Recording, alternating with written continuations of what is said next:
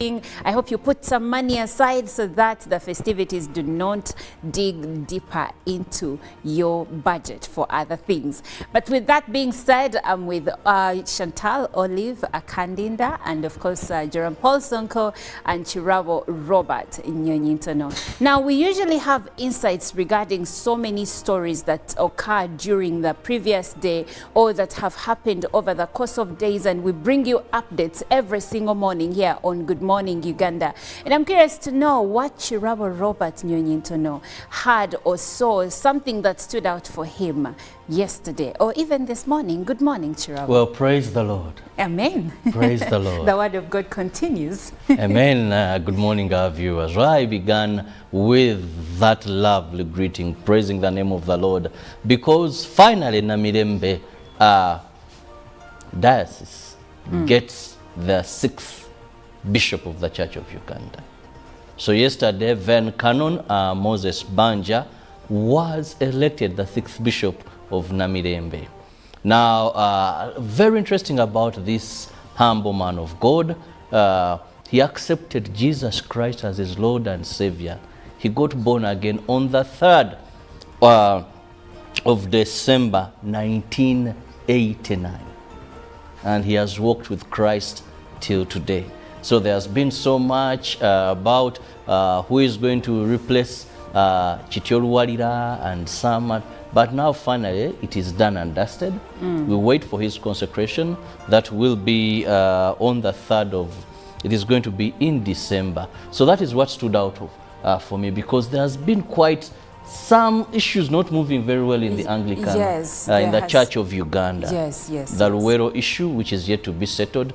But then also when Namirembe, we had 2 names that had been forwarded, then there had been one they had been rejected. But now finally we know that we have a bishop for Namirembe. Wow, that's amazing news and quite a beautiful way to end the year, if you ask me. Good morning, Jerome Paul. Well, good morning, Monica. How are you doing today? I'm great. How are you? I'm well. But as I didn't mention yesterday, you get to realize that till the end of this year, we are likely to be highly interrupted by the continuous rains. And they just shock you, they will just come out of the blue, if that is the word to use. Whether you're just doing your own things during the day, you'll see the cloud forming up. And you'll see the showers hitting you. So you need to be very ready for anyone out there in relation to how best you can maneuver through Kampala. But speaking of some of the key headlines that have actually, caught my attention, I was following up on some reports. This particular report was relating to how prepared are the parents ahead of the festive season, simply because we are seeing students getting their holidays. Some schools are actually getting holidays this week. We also have those who are going to be having holidays the coming week. Senior 6 students, some of those will actually be done by this very week, their examinations. Those are students who are stroking rather sub-math, so those will be done by this week. So you get to realize that it is holiday season now. But how prepared are the parents during such times where the economy isn't faring so well? And then you also look at the level of accidents that are increasing, by the way. It's also a very huge concern. Also to mention, the cases of HIV are increasing. And in this situation, I'm looking at students who are already growing up past their adolescence or in their adolescence stage. So this is a time which becomes very tricky, because this is going to be a long holiday, 2 months. So the report was actually emphasizing the need for parents to have enough time to talk to their children, to spend a lot of time with their children, to understand their behaviors, to understand which kind of, leisure activities do they do during their free times. All of that was indicated in this particular report. So it did catch my attention, and I want to believe all the parents out there should be very, very prepared as the holiday season is ahead of us. Right, and I like that that report just came out. It is rather very timely because, like you put it, children are going to be home for quite an extensive period. Usually they are home for holidays for about 3 weeks to 4 weeks, but this time they're going to be in the holidays for about, actually for like 8 to 9 weeks. To 9 weeks, yes. And in that period, especially for the teenagers, parents need to be very vigilant, talk to their children, ensure they know what are they watching on their social media, who are they talking to when they take walks, who are they with, because we have so many issues we are grappling with that are trying to fester into our country, issues like homosexuality, drugs, and many other issues that that get the youth really interested. So parents have to keep their eyes on the ground and their ears too, because you know, you just close your eyes for a minute and before you know it, your child is doing something even you could never imagine them doing. Good morning, Chantal Olive. Good morning, Monica. How are you feeling this morning? I am feeling great. How are you feeling? I am good. It is Tuesday and I can't wait for the week to end. I don't know why, but I can't wait for the week to end. But in the middle here we have Thanksgiving, so I'm expecting a turkey from the three of you. Wait, when is Thanksgiving? On Thursday. We do Thanksgiving. Well, it's a culture that some of us have have adopted too. Especially if you have there's a possibility that you want to upgrade. Oh wow, whatever that means. But yes, this week there is Thanksgiving, and it usually happens a month to Christmas. And when you talked about Christmas, of course, I don't know, this year I feel like I'm in the mood for Christmas. I don't know the good news that's going to come with that, but yes. Speaking of stories that you know, stood out, I landed on a report by police that was talking about recovery of stolen cars. And majorly the recoveries were done in Luwero, Wobulenzi. Some suspects, of course, have been arrested. 10 cars have been recovered so far. But also, according to the report from between 2022 and 2021, the report in 2021 was talking about 900 that had been reported stolen. Then in 2022, the report increased to over 1,000. However, according to Political Commissar Hadija, some have been recovered. And it's good news for us, especially those who usually think that when the car is taken, it's taken. That's of course, yeah. Usually when your car is taken, if you don't have a tracker, you're not quick to even involve police. You'll probably file a police report just in case someone uses it for something wrong, and that will be it. But some cars have actually been recovered, and according to this report, out of 2,656 motor vehicles that were reportedly stolen, 1,687 have been recovered, and then 141 have been found abandoned. Wow, that's interesting. Yes. And it is actually good news, because buying a car, first of all, is not a walk in the park. Then having it stolen and never recover it, I don't know if it happens. I don't know how the victims ever get over that. Especially because we don't have provisions like we actually don't. We don't have. There are very few people who have comprehensive insurance that could usually cover some of these things. So I mean, it's also expensive to them in a way. Yeah. So the biggest percentage will do the small insurance that covers for really small things around. Yes, but you leave the rest in the hands of God.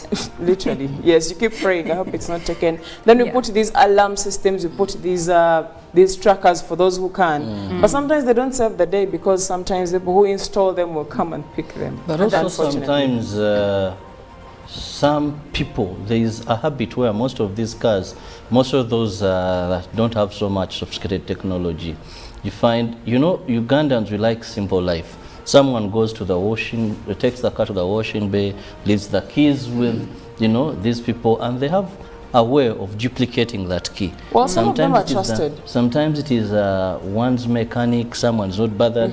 You can pick my car anytime, you know. Because we don't have time. You're like, instead of sitting in a garage or sitting at the washing bay for an hour, I could as well go somewhere and do something. They will deliver the car to me, or I'll pick the car later. And for business, honestly, you should have such convenience for your clients, where I can even come to your office and pick the car, take it, wash it, and bring it back. The unfortunate bit is that not everyone can be trusted. Yes. Well, to begin with, we commend Uganda Police for all the cars that have been recovered, and of course the people that lost their cars, if you got it back, well, thank God for you and for your car. Now we move on into the local news stories that we have gathered for you this morning. Well, we'll begin with business regarding airlines, where the Vice President, Jessica Alupo, implored African airlines to forge strategic alliances to navigate the ever-changing aviation landscape as a continent's air travel industry grapples with challenges and seeks to unlock its immense potential. Addressing over 500 delegates at the 55th Africa Airlines Association Annual General Assembly held at Speak Resort Munyonyo, Alupo also underscored the critical role of air transport in driving Africa's integration agenda. And moving on, the Prime Minister, Right Honorable Robin Kanabanja, has met leaders from PG District in preparation for the forthcoming Agricultural Expo slated for this weekend. This is part of the countrywide farmer education, mobilization, value addition and service delivery campaign to improve production, productivity and profitability.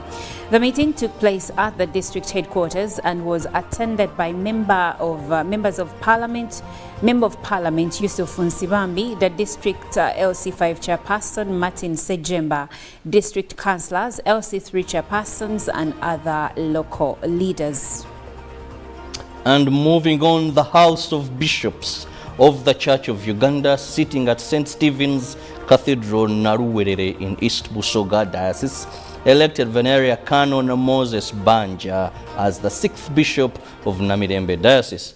He will be consecrated and enthroned on the 10th of December this year at St. Paul's Cathedral, Namirembe. Then Canon Moses Banja was born on the 20th of October 1964 in Nakubugobira in Busiro. He accepted Jesus Christ as his Lord and Savior on the 3rd of December 1989. He was ordained in 1996 and priested in 1998. He is married to Reverend Canon Professor Olivia Nasaka Banja with 3 children. Then Canon Moses Banja holds a bachelor's degree in divinity from Makerere University and a postgraduate diploma in education from Makerere University. He is currently the Archdeacon of Luzira Archdeaconry in Namirembe Diocese.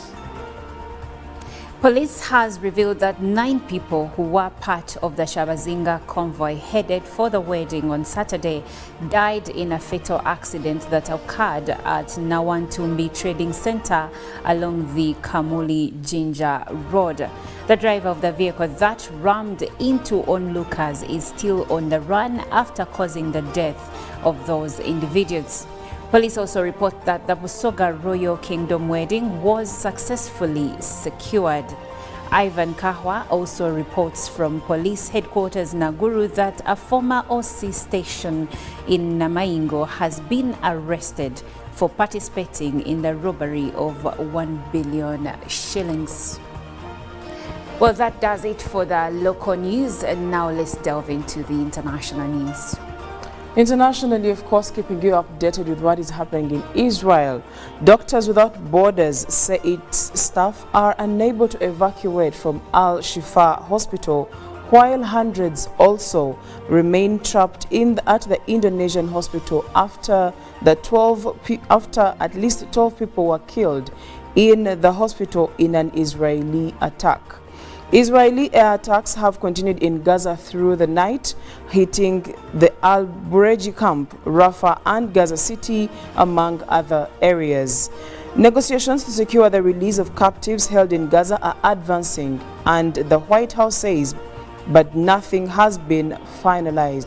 Relatives of captives urge far-right politicians to stop talking of the execution of Hamas detainees, saying it could endanger the negotiations. More than 13,300 people have been killed in Gaza since Israeli attacks began in October on 7th, Gaza's government media office says. In Israel, the official death toll from Hamas's attacks stands at about 1,200. And away from that, a court in Italy has convicted more than 230 defendants at the end of the country's largest ever mafia trials. which targeted the Ndrangheta crime group in the heartland of the southern region of Calabria. More than 330 suspected mobsters and their alleged associates, including white-collar professionals, had been facing an array of charges such as extortion, drug trafficking, and theft in a trial that lasted almost 3 years. It took judges just 1 hour and 40 minutes to read their verdict on Monday, Italy's news agency reported. The heaviest penalties were handed to Saverio Razionel and Domenico Bonavotta, 2 local Calabrian mafia leaders, both given 30-year sentences. Today's ruling means a whole province of Calabria has been liberated from the top brass of the criminal group. Nicola Gratteri, one of Italy's best-known magistrates and a former lead prosecutor in the case, told a news agency. Now, speaking matters, Kenya, President William Ruto has said that he is aiming to secure opportunities for Kenyans to find employment in Germany amidst worsening unemployment crisis in his country. He made this shortly before departing for Europe for a G20 meeting. More than a dozen African leaders are heading to the German capital Berlin to seek economic opportunities, including labor export deals and increased investment in Africa's economy. Germany's chancellor was in Kenya about 3 to 4 months ago. I am traveling to Germany tonight because he promised us that we would secure 200,000 jobs. I must go follow up on those opportunities, says Mr. Ruto on Sunday. Chancellor Olaf Scholz, whose recent visits to Africa have included trips to Kenya and Nigeria, has shown interest in boosting investment on the continent, especially in the critical minerals and green energy sectors. The conference, under the heading G20 Compact with Africa, aims to strengthen economic ties between African and G20 countries. And speaking matters climate, for the first time since record keeping began, Earth has surpassed a critical temperature threshold that scientists have long warned could unleash the worst effects of climate change. On Friday, the planet saw a 2.0 degrees Celsius above pre-industrial levels, or the 1,850 to 1,900 average, according to Europe's Copernicus Climate Change Service. 2 degrees Celsius or 3.6 degrees Fahrenheit is the internationally agreed upon upper limit of warming established by the 2015 Paris Climate Agreement. The agreement seeks to hold the increase in the global temperature to well below the limit and preferably below 1.5 degrees Celsius in recognition that this would significantly reduce the risks and impacts of climate change. Copernicus officials shared the findings on Monday in a post on X app. Deputy Director Samantha said preliminary data also show that the global temperature on Saturday measured 2.06 degrees Celsius above pre-industrial levels, indicating that there are now 2 November 2023 days where the temperature exceeded the benchmark. And that's it for climate news and also what is happening internationally. Thank you, Chantal, for that report. Now, Jerome Paulsonko takes us through the local dailies. And with me, a copy of the New Vision to give you what is making headlines at the front page. The government warns Ugandans on idle land. Bamgemerere Commission proposed taxing of unused land. Then also theft, how panga thugs robbed 1.8 billion Ugandan shillings in 2 days. Then the HIV fight, First Lady comments progress in HIV prevention treatment. Then what is in court orders attachment of the Uganda Muslim Supreme Council property of 19 billion Ugandan shillings debt as African airlines discuss reducing fares. And then Parliament, staff pin Zake over indiscipline. And agriculture, fisheries officials clash over prices as Namirembe gets a new bishop. Now, the new bishop of Namirembe, pictorial of the Reverend Canon Moses Banja, and of course, having been named or ordained as the new Bishop of Namirembe. And later on, we shall be looking at what the Daily Monitor is highlighting and also what the other headlines are across the East African region. Thank you, Jerome Paul. Now, I believe that around this part of the year, this time of the year, many people start taking stock of their lives, of the resolutions and goals they set at the beginning of the year. And of course, I believe that some of you told yourselves that this year would be the year. Well, Dr. Hildeman here for you to inspire you with this year.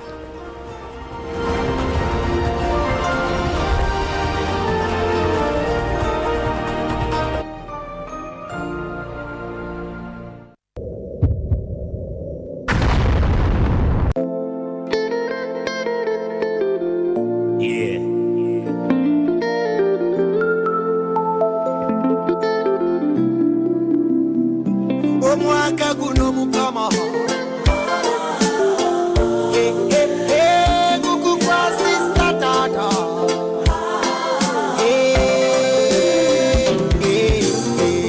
let me take the opportunity to proclaim and announce prosperity. This year's better This weekend, so everyone is in good spirits, and you should be too. So start shopping. I hope you put some money aside so that the festivities do not dig deeper into your budget for other things. But with that being said, I'm with Chantal Olive Akandinda and of course Jerome Paul Sonko and Chirabo Robert Nyonyintono. Now, we usually have insights regarding so many stories that occurred during the previous day or that have happened over the course of days, and we bring you updates every single morning here on Good Morning Uganda. And I'm curious to know what Chirabo Robert Nyonyintono had or saw, something that stood out for him yesterday or even this morning. Good morning, Chirabo. Well, praise the Lord. Amen. Praise the Lord. The word of God continues. Amen. Good morning, our viewers. Well, I began with that lovely greeting, praising the name of the Lord, because finally Namirembe diocese gets the 6th bishop of the Church of Uganda. So yesterday, then Canon Moses Banja was elected the 6th bishop of Namirembe. Now, very interesting about this humble man of God, he accepted Jesus Christ as his Lord and Savior. He got born again on the 3rd of December 1989. And he has walked with Christ till today. So there has been so much about who is going to replace Chitiolwalira and Sama. But now finally it is done and dusted. We wait for his consecration. That will be on the 3rd of, it is going to be in December. So that is what stood out for me, because there has been quite some issues not moving very well in the Anglican, in the Church of Uganda. The Luwero issue, which is yet to be settled. But then also when Namirembe, we had 2 names that had been forwarded, then there had been they had been rejected. But now finally we know that we have a bishop for Namirembe. Wow, that's amazing news and quite a beautiful way to end the year, if you ask me. Good morning, Jerome Paul. Well, good morning, Monica. How are you doing today? I'm great. How are you? I'm well. But as I didn't mention yesterday, you get to realize that till the end of this year, we are likely to be highly interrupted by the continuous rains. And they just shock you, they will just come out of the blue, if that is the word to use. Whether you're just doing your own things during the day, you'll see the cloud forming up and you'll see the showers hitting you. So you need to be very ready for anyone out there in relation to how best you can maneuver through Kampala. But speaking of some of the key headlines that have actually, caught my attention, I was following up on some reports. This particular report was relating to how prepared are the parents ahead of the festive season, simply because we are seeing students getting their holidays. Some schools are actually getting holidays this week. We also have those who are going to be having holidays the coming week. Senior 6 students, some of those will actually be done by this very week, their examinations. Those are students who are stroking rather sub-math, so those will be done by this week. So you get to realize that it is holiday season now. Yes. But how prepared are the parents during such times where the economy isn't faring so well? And then you also look at the level of accidents that are increasing, by the way. It's also a very huge concern. Also to mention, the cases of HIV are increasing. And in this situation, I'm looking at students who are already growing up past their adolescence or in their adolescence stage. So this is a time which becomes very tricky because this is going to be a long holiday. 2 months. So the report was actually emphasizing the need for parents to have enough time to talk to their children, to spend a lot of time with their children, to understand their behaviors, to understand which kind of, leisure activities do they do during their free times. All of that was indicated in this particular report. So it did catch my attention, and I want to believe all the parents out there should be very, Way to pay. Dial *165*3# or use the MTN Momo app. You don't need cash. MTN Momo Pay is safe and free.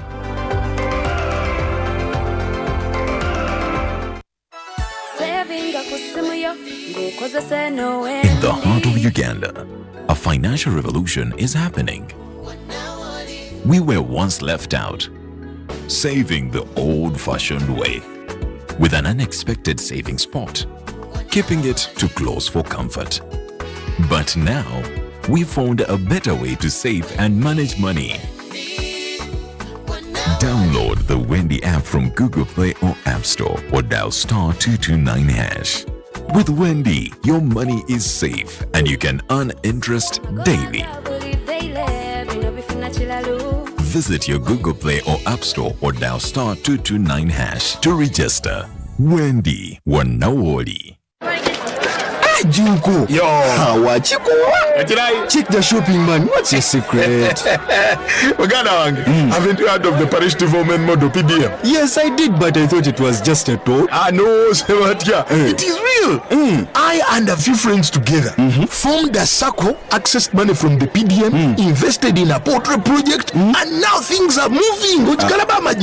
Junko. I thought I was one of your friends. You are. But you left me behind. I didn't leave you in poverty. What you do, just visit your LC2 chairperson and your parish chief and start the process of economic transformation. Just like that. The parish development model is an initiative from the government of Uganda through the Ministry of Local Government designed to transform all lives of Ugandans for the better. PDM, my parish, my development, my life. UBC is the national public broadcaster. We educate, inform, entertain, and inspire our audiences. You can watch us on free-to-air channel 001, DSTV channel 282, GoTV channel 371, Star Times channel 201, Zuku TV channel 20, and Azam TV channel 350. Even when your subscription expires, you can still watch UBC for free on your pay TV platforms. Live from UBC Studios in Kampala, this is Good Morning Uganda.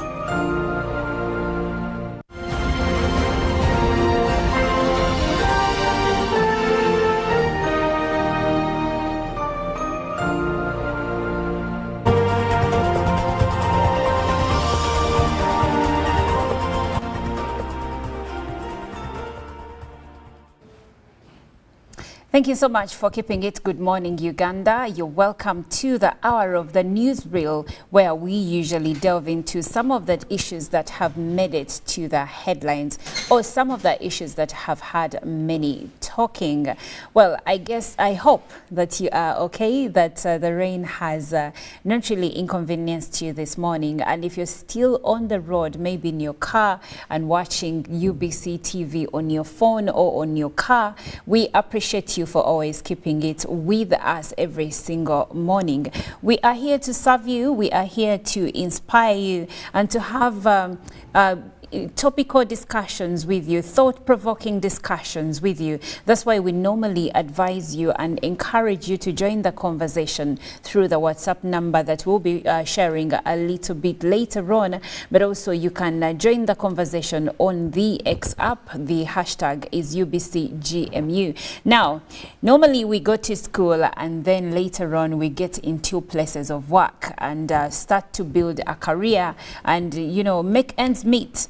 Now, there is a new development where court ruled that an employer has a right to fire an employee without giving any reason. That an employer doesn't need to explain themselves if they decide to terminate a contract with their employee. However, the court noted that an employer is supposed to at least give notice to the employee that they are going to be let go, and also they are supposed to at least give them a salary in lieu of 3 months, so they can let you go, but they do not have to explain why they're terminating the contract. They reserve that right, and they are not basically accountable to the employee. Now, this has sparked uproar in the working community because employees feel that they haven't been represented and that they have been thrown out by the court. Now, this is the conversation we'd like to have. We would like to know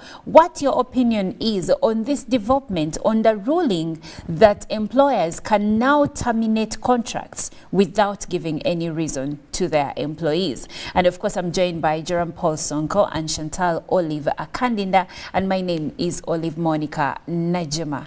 Jerome Paul, good morning once again. Good morning again. Yeah, now this is you're an employee, just like me, and of course Chantal. How does this make you feel? I don't know. Do you feel it is justifiable, or there is more than meets the eye?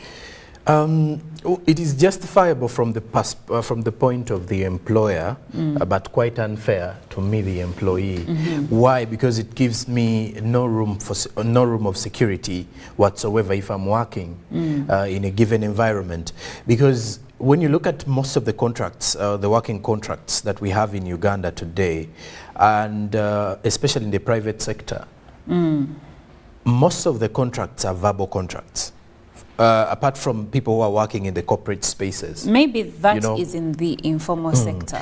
Not only in the informal sector, it is sad though, because when you look at... people working in the formal sector and yes, they don't have contracts. Yes, there are quite many. That is why when NSSF was trying to trace to see why is it that most companies in the formal sector are not remitting employees yes, NSSF savings, it was actually found out that some of the employees are not contracted, but they are working here for, it's more like you're working in a company for 3 years, but you're verbally given a job and it's like, come and work. So that means tomorrow... now that you say that, I know an industry, but I won't mention it. So that tomorrow, in case your employer comes out and is like, I don't need you anymore, Sonko. You're supposed to leave. So this is where I'm saying you have no confidence in your employer, you as the employee, that at any one moment, the job security isn't there. So you always have to make sure that you're in good terms with your boss. At times, it even becomes difficult that you may fail to do your duties, but try to impress your boss, because whether you do your duties right and your boss isn't happy with you, the next day you can easily get fired. But again, also, looking back at the contracts that we sign, even for those in the formal sector who are given these contracts, there are some, stipulations within the contracts that clearly give you an understanding of what you're getting into. There are contracts that will ideally tell you you're going to work for this period of time, and then also the contract can as well be terminated as well. These are other provisions within the contract. Or there are also other companies that will give you a contract and the contract says you will have to work until the period of time ends. Then once it is done, then you can have further discussions of the other contracts. So to me, it goes both ways. One, it is giving the employer a lot of let's say a lot of authority over the employee. Do you feel like there is an imbalance between the employer and the employee when it comes to how the law now views this relationship? Well, when you look at the fact that according to this particular ruling, it will actually tarnish the relationship of the employee, because when you look at some of the, we do quite have a number of labor laws in the country here today. There are quite a number, but there is something to do with employee rights and protection, if you're to put it in this way, that an employee also has a right, even in these workspaces.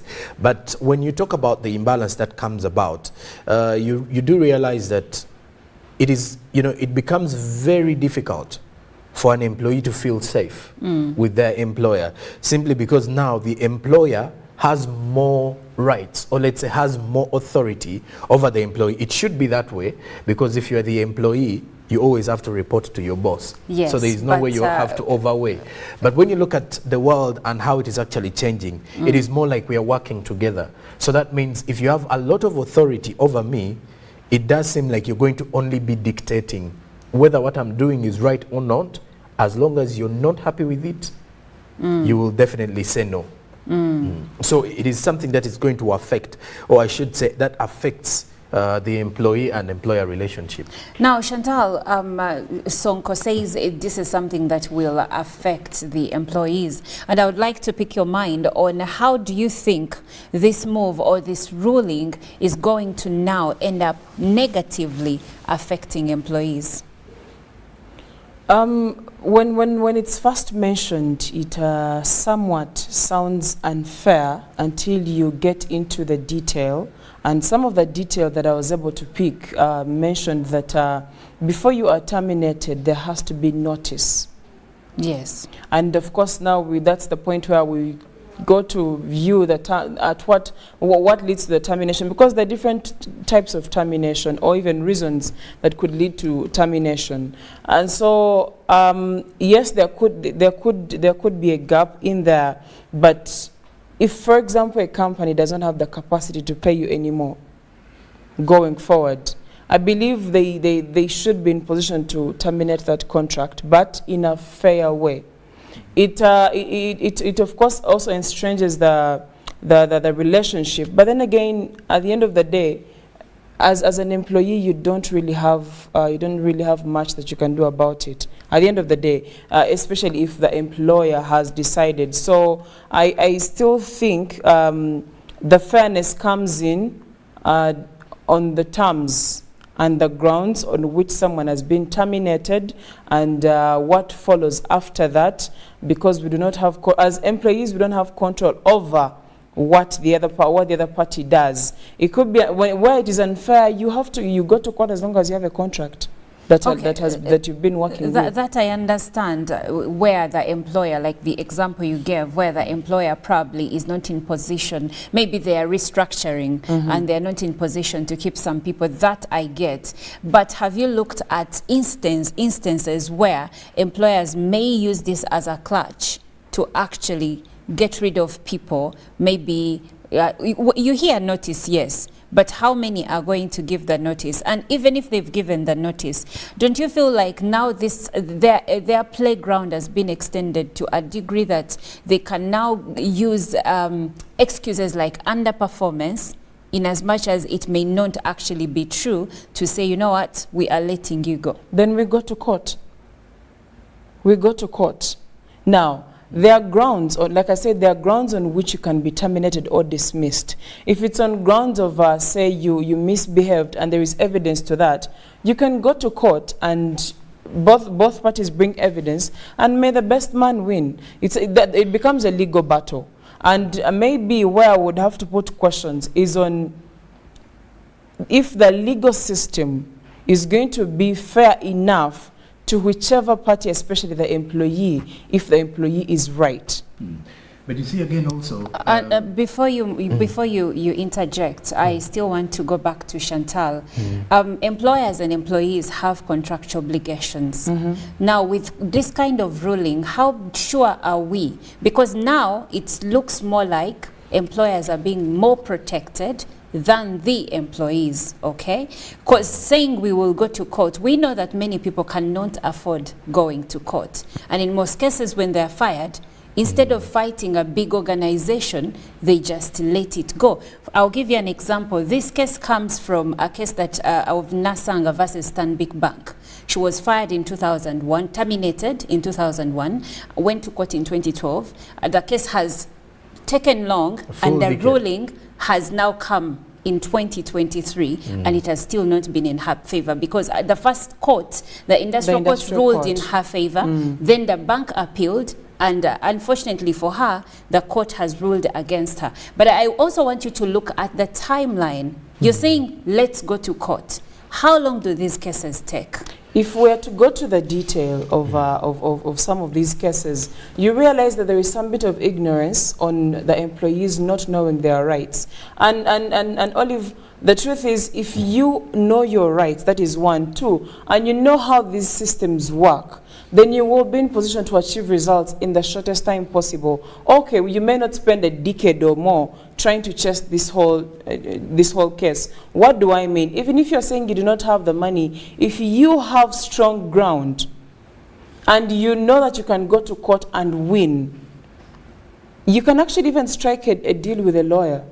This is information that maybe some people do not know, and that's the part where I'm saying some people are just ignorant. They don't know some of these things. You can strike a deal with a lawyer. We are going to court, and these are the grounds. This is what I have. I don't have this money, but when we win this case, the payment comes in, because if you realize Nasanga had to pay even for the appeals, both in the industrial court. You get it? So if the outcome had been reversed and it was now Stanbic paying, then in this case, she would be in position to pay the lawyer if at all she did not have the money to pay the lawyer. I also think that the issue now becomes even a bit bigger. Before we get into these workspaces and job spaces, you do realize it may not be due to ignorance, but it as well goes back to the desperacy that Ugandans have when you're looking for a job.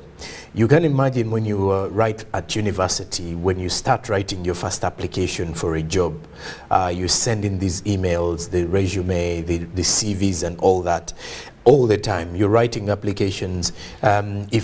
If the other company is rightful, or let's say good enough, they would ideally even respond to some of your emails, whereby they would say, please find attached, maybe the email has been denied, or we have someone who has already filled up the vacancy.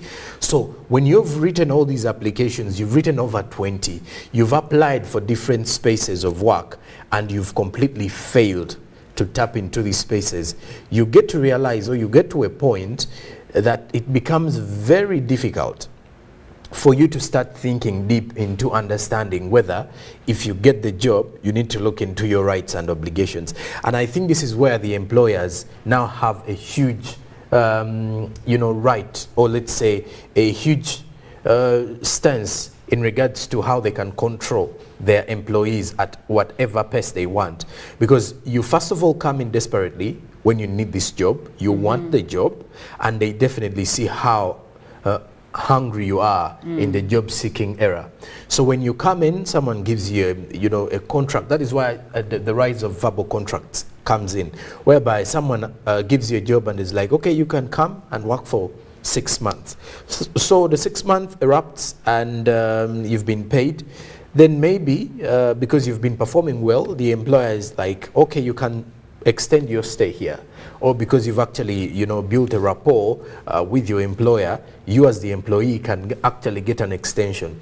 So now what happens in the long run is, if the employer feels like they no longer need your services anymore, they would either send you an email, or if they send you an email, in fact, if they do, or they can actually go through someone to tell you not to return. Yes. And in most cases, some of the companies in Uganda, they will actually stop you at the gate whereby the askari or the receptionist will say, well, Mr. Sonko, you're no longer an employee here, or you're no longer allowed in these premises. So you just wake up, go to your place of work, Yes. only to realize that you you're do fired. not have a job. And But many, this and very many same- Ugandans are actually going through this already. Because- so when you look at this ruling where an employer will terminate you without reason, it leaves employees, it feels like, and this is what people are saying, that it leaves employees unprotected. Whether you have a contract or Whether you have a whether it's contract written or or verbal. No. Under the employment contract, section 65, it says the employer is not required to give reasons for termination of the employment contract unless the employment contract says it. So when you are going to that table and negotiating and discussing, please ensure it's in your contract. Chantal, when was the last time you read a contract and all the clauses? I've had contracts, leave alone these one-page contracts. There are contracts that are going to be given to you with a lot of legal jargon, extensively written, and in most cases, most people will read the time when they're supposed to commence work, The amount they are going to be paid, the benefits they are going to get, and other, because lawyers are not stupid. Lawyers make these contracts to protect the company. And in most Unfortunately. cases, most people do not even read these contracts, like they do not read them even to understand them. Olive, unfortunately, for those people that do not go through their contracts, it's now not on the part of the contractor. Like you've said, you've put it out very well. The lawyer who's giving you a contract on behalf of the company is protecting their client. So you as an individual, you have to protect yourself. If you have a lawyer friend, let them read through that contract. How many people have lawyer friends? I No, think we how are much now does it speaking, take as well? We are now speaking from privilege, Chantal. No, it's not from We are privilege. speaking from privilege. It's from an angle of you have to do it. No, you don't. You have to make it possible for your own sake. What good is it for you not to try all means that are available for you to get that contract read through, and then the next thing you're pity-partying, saying, "Oh my God," victimizing yourself. No, you At don't, least, Chantal. at least have a conversation with this person. Chantal. Get into a legal argument with this You person know, and tell them, Chantal. "Listen, we are going to agree that when my salary comes out first month, I will pay you your money."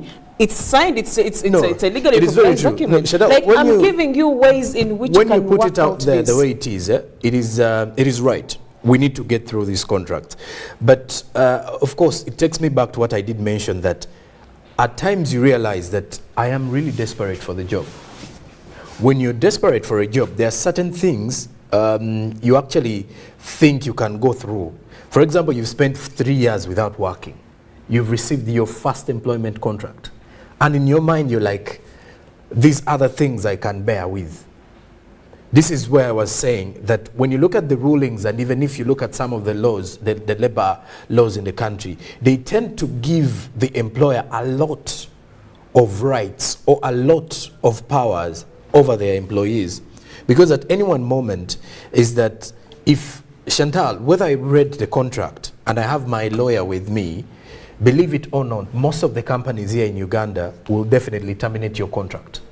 Whether it is stipulated in the contract that you have to complete the contract, they will even help you a lot if they pay you the money that you're supposed to receive in the remaining contract, in the remaining months, or say if it's years on your contract. If, for example, your contract ends in 2 years, or let's say it's a 2 years contract and you've only worked for 1 year, and then it is time for them to terminate it, you'll realize it will definitely be very hard for you to win over some of these companies, because you will actually put in a lot of more money than the money you are going to actually receive in the remaining months of your stay. So this is where you find that most of the employees just feel like it is not even better for me to go and report this company. So you're sitting back and feeling quite betrayed by the fact that you've given all your best to the company, but the company is definitely not thinking about you. And we've seen this a couple of times, whereby if someone is sick in most of the companies in Uganda today, or even some of the mothers, where a mother who's actually given a work, let's say maternity leave of 3 months 2 months, by the way, in most spaces. Once they return after 2 months, it is either they've been replaced or have been demoted. I personally know cases of mothers that have gone for maternity leave. Legally, it's supposed to be 90 days, but then they're told if you don't come back after 30 days, you will not have a job. It happens a lot. So, what do you do? Legally, because you have been telling us to go to court, you've been saying go to court, but you know you need this job, and they have told you come back after 30 days, you're a new mother, and you're going to go back because you want that job, and the employer knows they're abusing your rights, but they know you are not going to do anything about it. So if this person is fired, would you say maybe they've been earning 300,000, so you want them to take on a bigger establishment? Because there is court. You still haven't realized that in this case we are dealing with a cruelty and professionalism and unculturedness, if that word exists, of some of the companies and employers that we deal with. And to be honest, we do not have control over that. The most you can do is try and protect yourself legally. The most. And that is if at one point I've moved past the point of getting attached to this job or getting attached because I have any particular reason. Maybe I've worked here for long. Do you know that much as we would want this, maybe say this clause to be changed and they say there has to be strong grounds, those strong grounds can be created? Do you know that? So my question to you, Chantal, should employees just go with the status quo, or there should be actually something that protects them? Because what I hear that you're saying is protect yourself by what? Going to court. But we know that court in most cases will favor the person that has the money, that can afford the lawyers, and most employees cannot afford that. We know that. We are living in Uganda, we are not living on Mars, whatever. And what I'm trying to say here is, so in your suggestions, what do you think is better to protect the employees, or every person should be for themselves? There has to be, I don't think now here by the government, because what can be done for the employees to be protected? Should this law be overturned? Should it be appealed? Or it should stay as it is because, well, there is nothing that can be done? I have shown you that whether if we say overturned, if someone wants to chase you, they will chase you, and they will give a valid reason. No, it can be. Allow me complete. It can be overturned because allow me complete what I'm saying. But you sound already a question. Okay. You've asked me a question. Allow me complete answering the question. Now, if someone wants to really terminate you, and they should have ground, it can even be created. What am I trying to say? If you look at this clause properly, they are saying the bare minimum, there has to be notice, and it's on grounds of dismissal, why it's grounds of conduct, that you will probably be dismissed without even in any other country, you should be dismissed without notice, especially if it's extreme conduct grounds. So in this case, there is a provision that has been put in place. And listen, I'm an employee, I'm employed somewhere. I have been dismissed before without clear ground. So I am on the other side. Oh, I didn't go to court. I could not do that. But if I could, I would. What am I trying to say? At the end of the day, at the end, I didn't say it's the easiest thing to do. Also, when you mention notice, you do realize that Nasanga, the notice that was given to her was today, and it was supposed to take effect tomorrow. And she was paid her salary for the next 3 months, 70 million Uganda shillings. But okay, but when we talk about notice, it was a better one, really. When we talk about notice, shouldn't it be, you know how you give notice of resignation? Like, you know, the employer knows that at the end of November, Chantal will not be with us. So that what that does is it enables the employer to find your replacement. So if you're going to fire me and you must give me a notice, well and good. How long should the notice be? Should you fire me should you give me the notice today and it is taking effect tomorrow, or should that notice be extended so that the employee at least now starts to look around, because this looks like a slap in the face. No, but Olive, look at it from let's this not look angle. at the money given Look at to it you. from the Let's look at angle. the fact that that money will be spent and you will not have an income. You know, Monica, the issue also here is, now let me get back to the employer side a bit here. The issue as well that I've also realized is the employer, according to what is happening, has no reason as to why they should even tell you why they're firing you at a certain point. We are not on the reason. Yes, we yes. have already established on the notice, quotas. Yes. Yeah, on whether they should give you a notice or not. You see, if an employer gives you a notice that in the next 2 months you are likely to leave, he or she knows the chances are you're not going to work effectively again. First of all, because they know psychologically you're no longer in there. So the best they can tell you is maybe a week's time. They will tell you after this month, and you're working and we're left with only 1 or 2 weeks, you will actually no longer be an employer, or an employee rather, of this place. Because if we are to give you a prior notice of 3 months, we know your effectiveness is not going to be there. You can as well do something, because we've seen a number of employees who, after leaving workspaces, they end up doing something fishy, or it's either they lead to an attack to the company, these allegations, or it's either they deal in some malicious acts in order to put the company down because they feel hurt. Actually, by the fact that, the thing I saw that touched me the most yesterday in one of the local dailies, an employee at a certain school killed the child of the director of the school. You can imagine, because you feel entitled. Exactly. And with such situations, it goes back to how we even get into these employment spaces. We do have people in employment spaces, for example, who feel untouched. I think you've heard of stories whereby someone says, but the company that does not belong to your father, why are you acting like it is yours? Yet as in you should not give your all to your job because it is not your father's company? No, you should give your all, but you should not feel entitled. There is an entitlement that comes to certain employees. For example, if someone has actually spent in the company a longer time, or even just holding a position, exactly, or they're attached to someone that is in a bigger position in the company. So they feel like the company, they feel like they have shares in the company. So those are the types of people whereby if they are sacked, or let's say whose contract is terminated, they end up feeling like it was supposed to be them to say, I'm done here.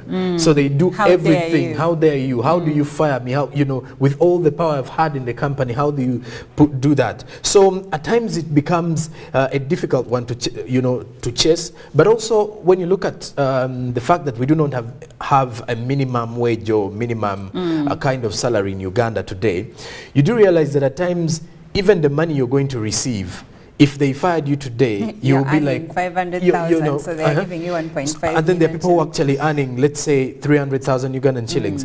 And then after your contract is terminated, or you're earning less than that, you feel like even going to court is going to be a waste of your time. Exactly. So you're like, anyway, it has given me a starting point to build onto my CV or career. Let me look for other options.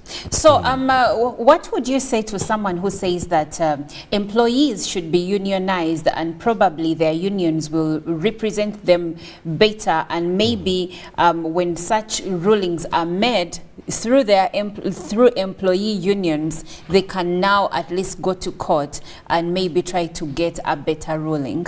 The worry there is employees again will want to overpower the employer with these unions. And I want to believe, is it such a bad thing? Because in the Western world, the employees are actually hugely unionized, and that's how they get most of their needs met. Yes, very true. But I think when you look at some of the, like I did mention, the laws that we do have here, they tend to protect the employer so much. That is why even the labor unions, if you're to look into labor unions here, we do not have because of the same. So don't you think that it is high time, since the employers are highly protected, is it high time for employees to have these unions that can probably try to curb the power that employers have as at this moment? No, it is high time. We talked about it. That is also when we have, let's say, a well-stipulated minimum wage bill, and also minimum wage or minimum salary, act put in place.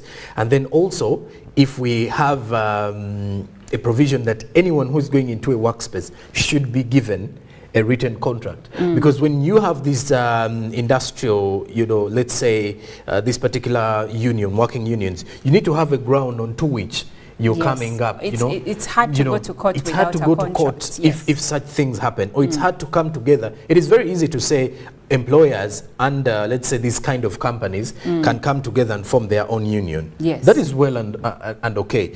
But again, what are your provisions? What kind of law is defending you in case of anything? Because I believe most of these working unions, even in most of the countries away from here, they provide employees with the security that their rights are protected highly. And speaking of rights, I have seen cases in our papers on the news and where employees, for instance, who work in factories, most times most reports have been given out, and they indicate that employees that work in factories, especially women and children, are not, first of all, children are not supposed to be employed. But when they are employed, they don't have contracts, and in case of accidents, for instance, you're operating a machine, you lose a finger, you lose an arm, in most cases they're not even treated by the company, and then they are fired. And of course they don't have legal representation, so their case just dies a natural death because the establishment is stronger than them. Because when we talk about employees here, I think the mistake we make is thinking that everyone is in the corporate world. But there are employees that are working in these corporate organizations, but when they're informal. Like when you go to a factory. Most of them are actually into the verbal contracts I mentioned, that you were verbally given a contract that, hey, Sonko is hardworking, I think he can run that machine, or he can help us, or he can help the engineer who is already on contract to run the machine. The engineer does the technical bit, then the manual work is done by this one. And like you've mentioned, most of them end up actually getting disabled because of these companies. And remember, once you're disabled, then the company has no use for you. And you're in no most longer cases, effective. they are not compensated after becoming disabled. So now I would like, again, I asked Chantal earlier, I don't think we let her finish, but I would like for either of us to suggest what can be done to ensure that employees, now against the background of this ruling where employers have a right to fire employees without reason, how best can we ensure that there is a good working relationship to avoid arbitrary dismissals or terminations by employers because they know they can do it whenever they want without an explanation? So how best do we ensure, or can government ensure, that employees are still as protected as employers? I'll go to Chantal first. I would really request that we move on from the conversation of reason, because like I earlier put it, whether there is ground or not, someone is likely to fire you, and with ground and with what I usually call what I would call what it seems like a fact but is not true. So if someone wanted to create a reason to fire you or to terminate you, they actually would. A small thing like this and it would have you terminated. So let's move on from the question and the reason of termination and look at now what do we have in detail.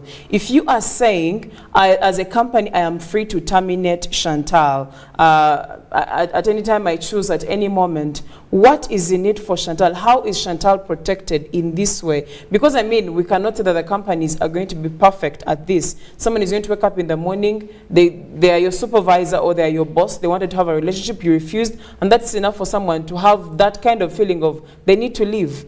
And we've seen these things happen. People have been dismissed before on such grounds, but those were the primary grounds, but there was a ground that was fronted, and this person is fired. So in this case, let's look at how is government planning to protect these employees, since we do not have control over the reason that can be stated. And also, I think for the sake of being open-minded, you'd look at it from the angle of sometimes there is information that cannot be disclosed to these employees because maybe there is an element of lack of trust and all this that people tend to want to protect. So let government put clauses that are stronger and are able to give solution or to protect the employees. Yes, you're supposed to give me notice, and if you don't give me notice, you pay me, say, 3 months in advance. What happens if my 3 months are done? Of course, now it's on every individual, and there's a lot of unfairness involved, but how is government planning to protect the employees who are there? About the workers' unions, we do have a workers' union that I have seen, but the question is, have they really stood strong to protect the workers? Maybe, maybe not. So it goes back down to us. Let's protect ourselves where we can. Let government put provisions in place, especially if this is put in place as well. All right, Sonko, what's your view? Well, my view is, I think this particular ruling first is, like I mentioned, giving a lot of authority or powers to the employer, but it goes back to how the employer and the employee understand one another, because at times you realize that it will be very difficult for an employee to keep their jobs. However much we say we should not be, over focusing on the jobs and all the like, but ideally, when you have a job, you at least have a source of income whereby you're rendering a service that is giving you money at the end of the day for you to pay your bills.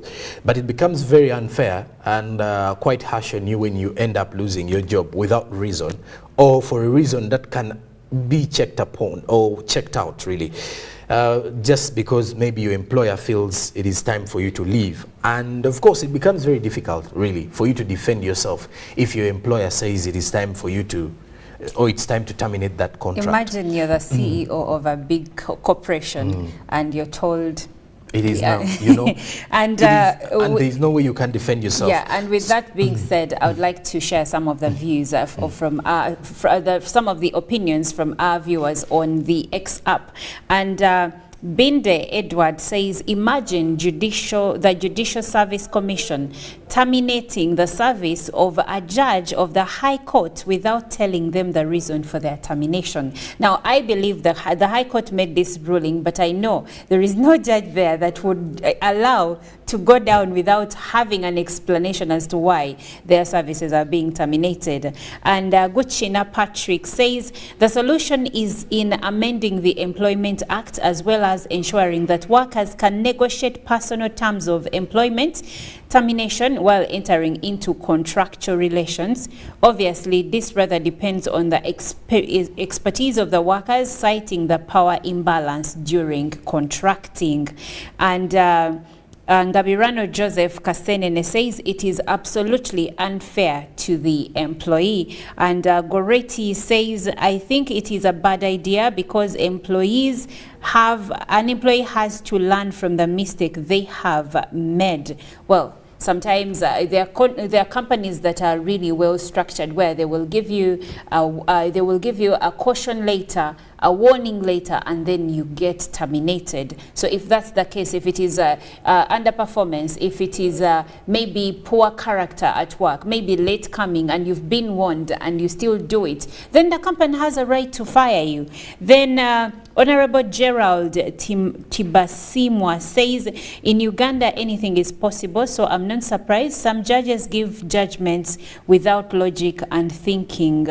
And he says, well, that is his opinion. Now, moving on to the messages coming through on WhatsApp. Mokisa from Toro says, most employees in Uganda have no work contracts. They are therefore informal, implying that even their exit is not notifiable. Is they come, is they go? And yes, Marvin Marvin from Kamuli is sending in his greetings. And Richard from Apak says, good morning, UBC. On the topic of termination of employees without notice, it's not fair, but it is very important to read the terms before beginning work. That's what Chantal was saying. Maybe if you're talking of this casual way of employment, like working in Indian shops, I know those ones chase any time. And he goes on to say, my last question, what is the role of the trade unions? Can they also come in case of premature termination of employees? That is what Richard from APAC is asking. And of course, Phillips from Karamoja says, good morning. I thought there are labor laws that govern and protect the employees. And there are procedures too to explore before firing an employee, unless otherwise, if the offense is great. The laws in the country should protect both the employee and employers and not weighing only on the employee. And moving on, this one says, good morning, madam. This has been a good discussion, which I request community dialogues to take place in the whole country. And you see the pain employees are facing on behalf of their bosses, or I think he means at the hands of their bosses, making them feel like they are not Ugandans. And Admon from Makere, Admon, he says his name is Makere Admon in Kasese municipality, and he says, I'm surprised that an honorable court can rule against the vulnerable employees. In which aspects does the ruling agree with the Employment Act of 2006? If employers don't ignore this ruling, we are likely to see cases of outbreak of firing at workplaces and related cases of outbreak of fires at workplaces and related disasters. Oh, well, Jerome Paul said something about being entitled, and he said some employees feel entitled. Honestly, in as much as you don't want to be fired, why would you set someone's business on fire because you have been terminated? That is not okay as well. I'll end with this comment. That law is one-sided. It protects so much the employers. Let the parliament review it, because the employees already have a challenge of underpayment of and he says that because the government has failed to set minimum wage. Well, thank you so much, Okirol from Kachura. This is where we will end our discussion for the day, but you can keep the conversation going on our X app. The hashtag is UBCGMU. My name is Olive Monica Najuma, and we are still giving you more on Good Morning Uganda.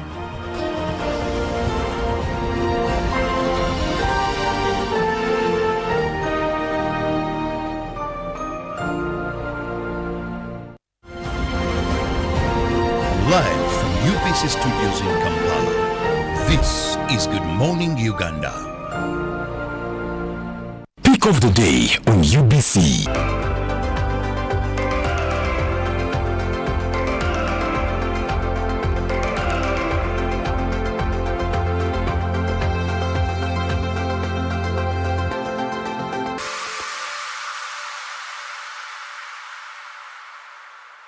Was brought to you by MTN Momo Pay is the easy way to pay. Dial *165*3# or use the MTN Momo app. You don't need cash. MTN Momo Pay is safe and free.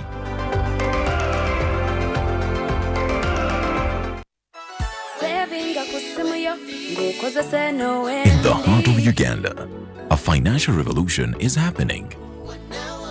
We were once left out, saving the old-fashioned way, with an unexpected saving spot, keeping it too close for comfort. But now, we found a better way to save and manage money. Download the Wendy app from Google Play or App Store, or dial *229#. With Wendy, your money is safe and you can earn interest daily. Visit your Google Play or App Store or dial *229# to register. Wendy Wanawoli. Juko. Yo. Check the shopping, man. What's your secret? Uganda, haven't you heard of the parish development model PDM? Yes, I did, but I thought it was just a talk. No, Sebatia. It is real. I and a few friends together formed a circle, accessed money from the PDM, invested in a portrait project, and now things are moving. Juko. I thought I was one of your friends. You are. But you left me behind. I didn't leave you in poverty. What you do, just visit your LC2 chairperson and your parish chief and start the process of economic transformation. Just like that. The parish development model is an initiative from the government of Uganda through the Ministry of Local Government designed to transform all lives of Ugandans for the better. PDM, my parish, my development, my life.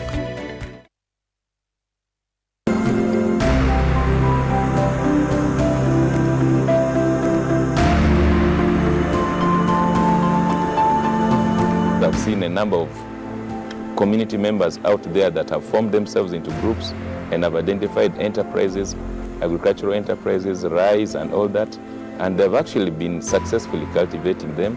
They've gone ahead, the project has gone ahead and also introduced small-scale industries like the rice huller, the grinding mills and all that are managed by the groups. All these are successes.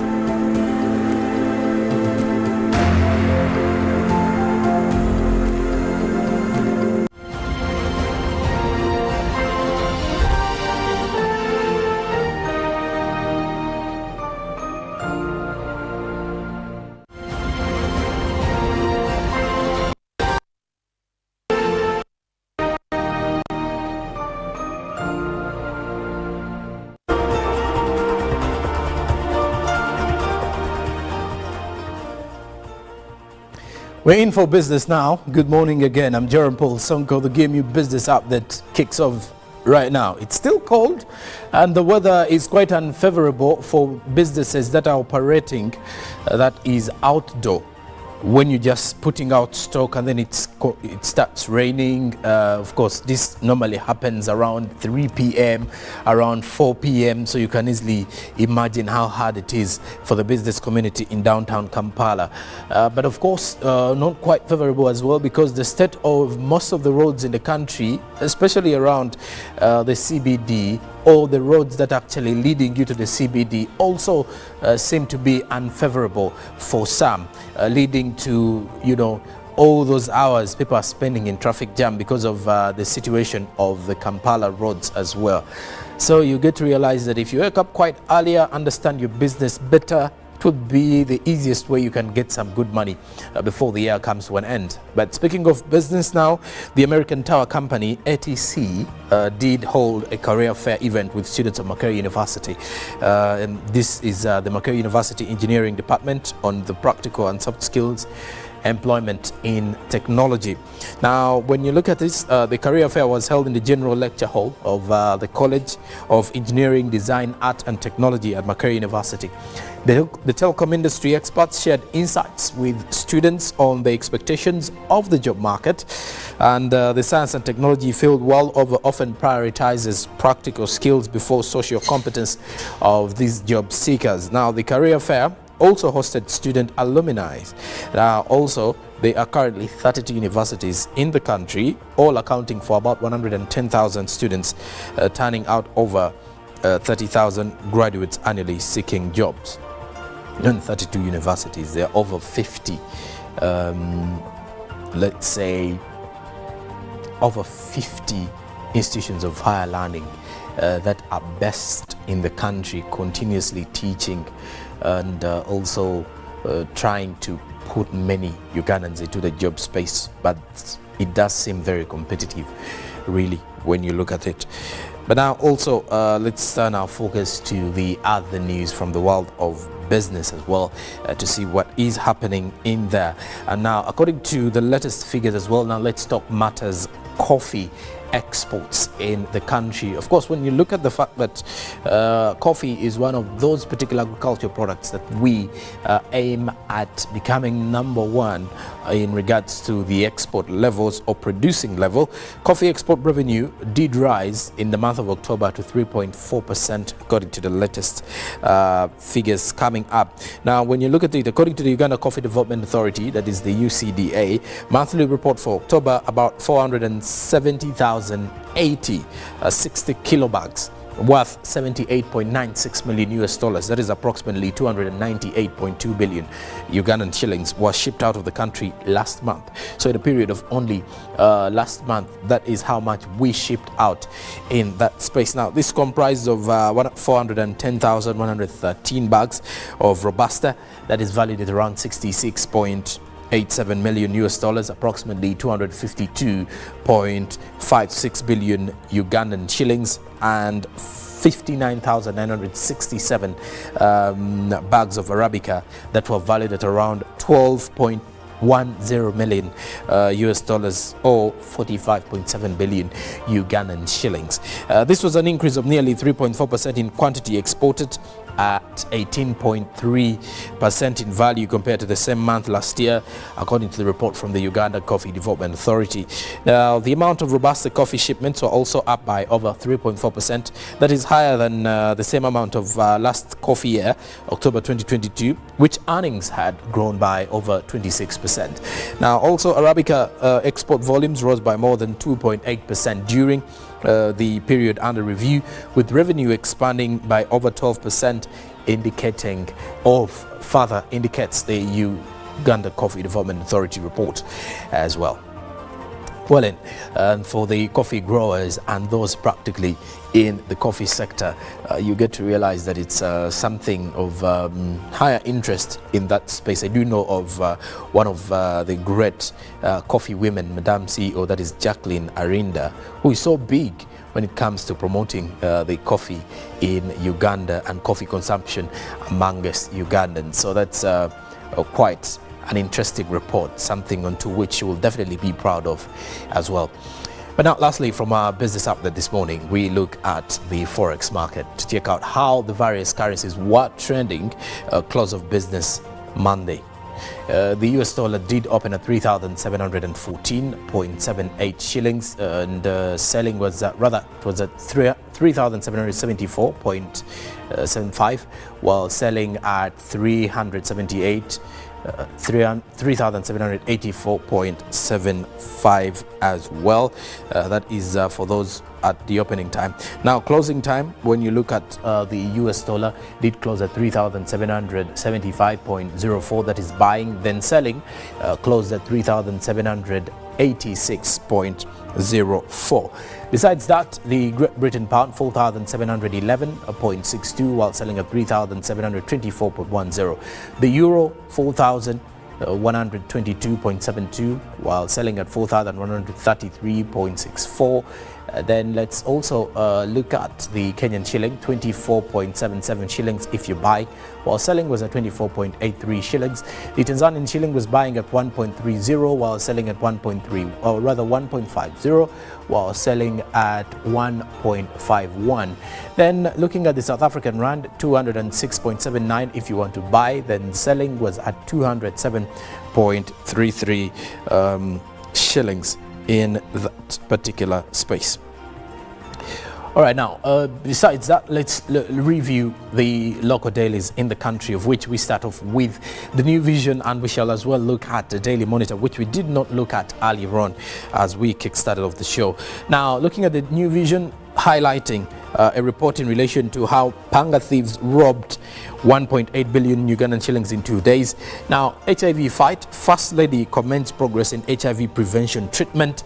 Another interesting report in there, as government warns Ugandans on idle land. Bamgemereire Commission proposed taxing of unused land, more of the same on page 4. Then Namirembe gets new bishop, a pictorial of the Reverend Canon Moses Banja, the new Namirembe Archdiocese Bishop. Now, African Airlines discuss reducing fares as court orders attachment of Uganda Muslim Supreme Council property over 19 billion shillings debt. Then Parliament staff pin Zake, staff pin Zake over indiscipline as fisheries officials clash over prices. Then now let's look at what the Daily Monitor is highlighting. Now the Daily Monitor is highlighting this morning in relation to Kadan Banja elected new bishop. Read about the new bishop of the Namirembe diocese in that particular space as well. So you can definitely be able you can also look at the various tenders that are also in the Daily Monitor today. Then also furthermore, family and state at the heart. Family and state ties at the heart of Katanga's death. Then Muslims to lose prime assets over 19 billion shillings debt. Then the Rainbow Magazine, people share what they will miss about the P7 candidates. Then in the news, what you missed at the royal wedding as God kills son of school director. That is a worrying report in there. Now, let's look at the Daily Nation here. In Kenya, crossing the borders underwater. Weatherman warns Kenyans to brace themselves for even more rains in coming days as the El Nino report comes out. Now resign, Raila tells Chichir and Ndugu over oil deal. Now also, Chibor's 29 children contest will in fight over 16 billion Kenyan shillings worth as it is a miracle. Baby transfused while in womb, born healthy. Wow, indeed. Now, lastly, in Tanzania, the Citizen, what growth of banking agent operations means for Tanzania as Mwinyi vows action over squabbling lieutenants. And then also, Ngodonto Lodge rises again as it hosts East African Community Summit. Then TEA reveals impact of skills development fund over 5 good years in Tanzania. Well, then, that is it for our press review as well as the GMU business update this morning. Now, Monica is over here to as well give you the traffic updates.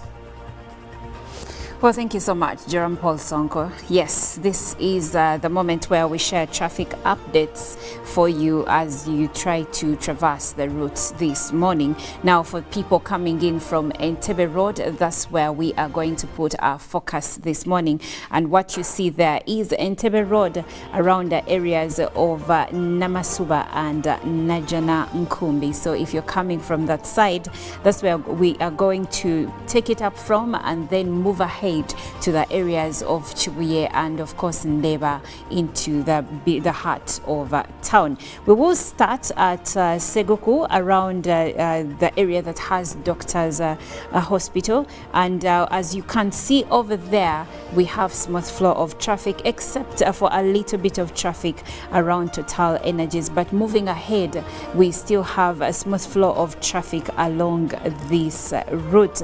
Now, still continuing ahead, we still see that there is just a little bit of traffic coming in from Luboa Road, joining the main Entebbe Road, Kampala Road highway, and of course moving ahead still there is smooth flow of traffic for the most part. Now, when we reach the area of Zana, as you can see that roundabout over there, we have traffic jam that is coming through from Suna Road, as you can see that red zone over there, and it seems like for people coming in from Suna Road, yes, they are experiencing some bit of an inconvenience of traffic jam over there, because it goes on for some bit of time up until they join the main Entebbe Road, Kampala highway.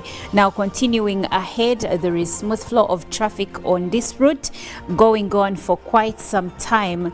This morning it is a bit slippery because it's been raining since around 5 in the morning, and some roads most roads are currently slippery, at least if it has rained in your area. But Entebbe Road looks okay given the fact fact that in most cases this route usually has a lot of traffic jam around this time.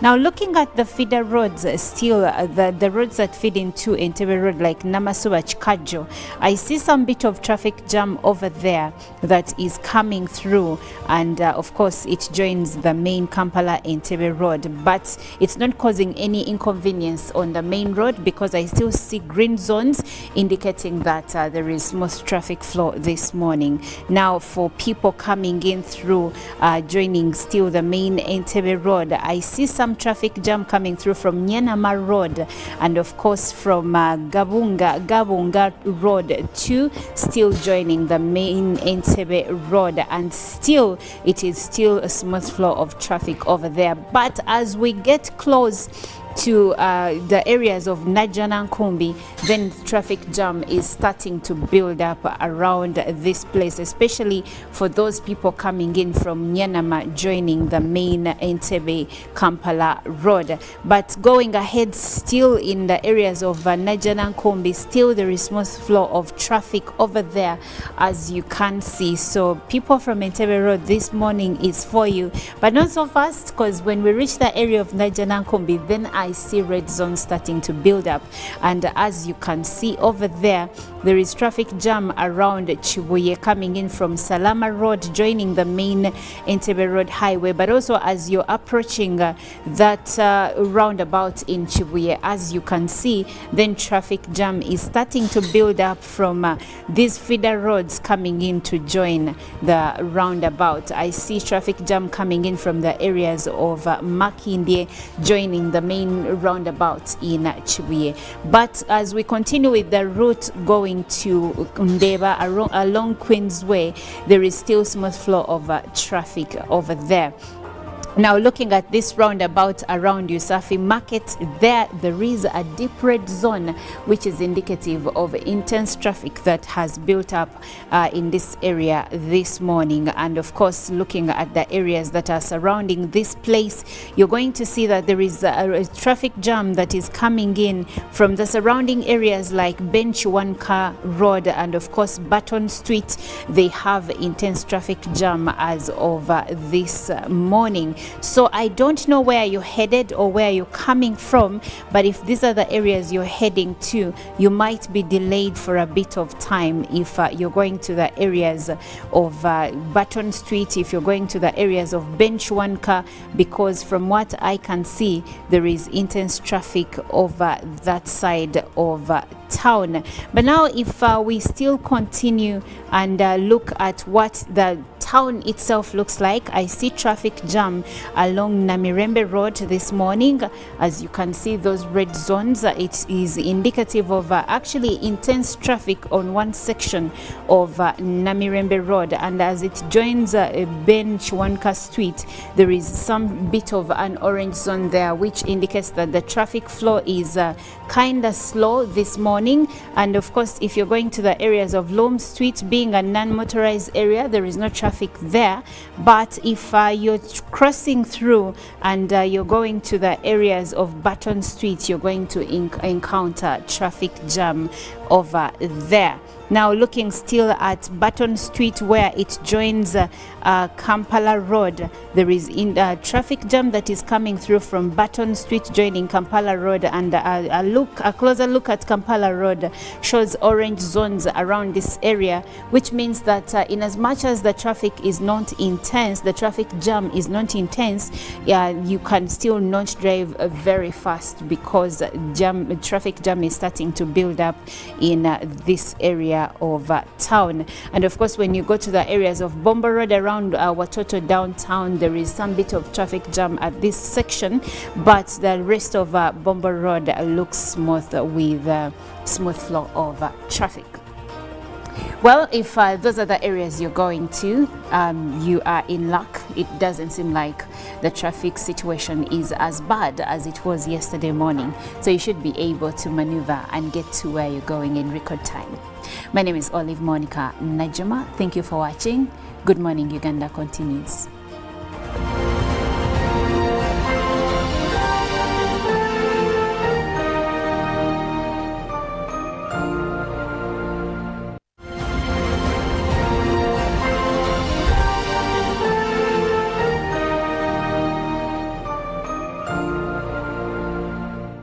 of the day on UBC.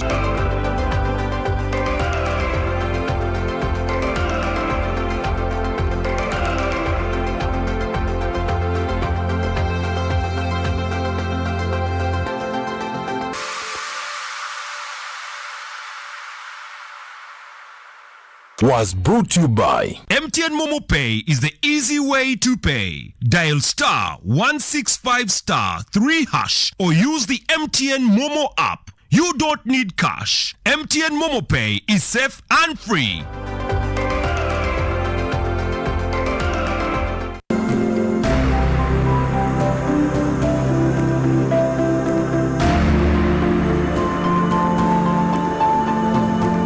Previously, in most of these areas that we had prioritized, farmers would produce, but you don't access market because the roads are not there.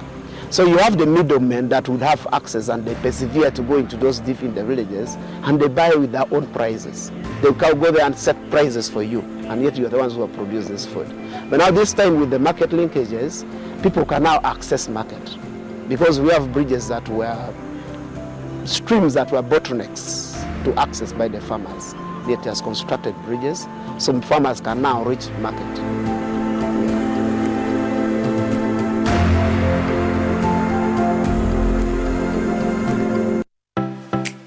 UBC is the national public broadcaster. We educate, inform, entertain, and inspire our audiences. You can watch us on free-to-air channel 001, DSTV channel 282, GoTV channel 371, Star Times channel 201, Zuku TV channel 20, and Azam TV channel 350. Even when your subscription expires, you can still watch UBC for free on your pay TV platforms. Junko. Yo. Wachiko. Check the shopping, man. What's your secret? Uganda wange. Haven't you heard of the parish development model PDM? Yes, I did, but I thought it was just a talk. No, Sebatia. It is real. I and a few friends together formed a circle, accessed money from the PDM, invested in a poultry project, and now things are moving.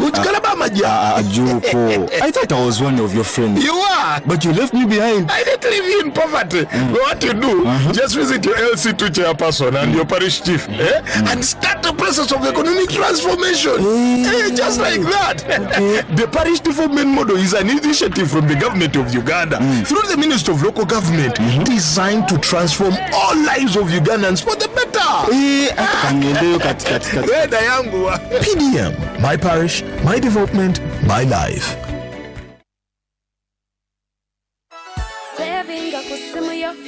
In the heart of Uganda, a financial revolution is happening. We were once left out, saving the old-fashioned way, with an unexpected saving spot, keeping it too close for comfort. But now, we found a better way to save and manage money. Download the Wendy app from Google Play or App Store or dial *229#. With Wendy, your money is safe and you can earn interest daily. Visit your Google Play or App Store or dial *229# to register. Wendy Wanawoli.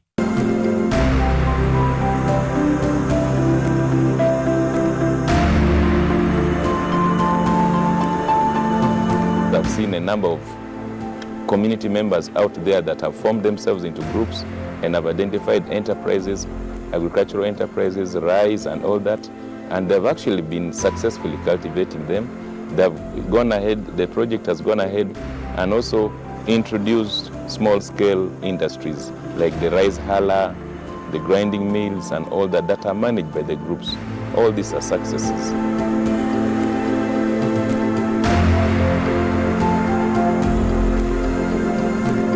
A new dawn on Behind the Headlines with me, Timothy Nyangweso. Every Wednesday, live in our studios in the heart of Kampala, we have conversations that have analysis, explanation, but not every truth is fact and not every fact is truth. Every Wednesday, 10 p.m. on your public broadcaster.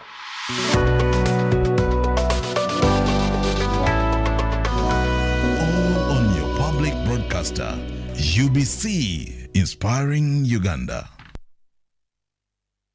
Live from UBC Studios in Kampala, this is Good Morning Uganda.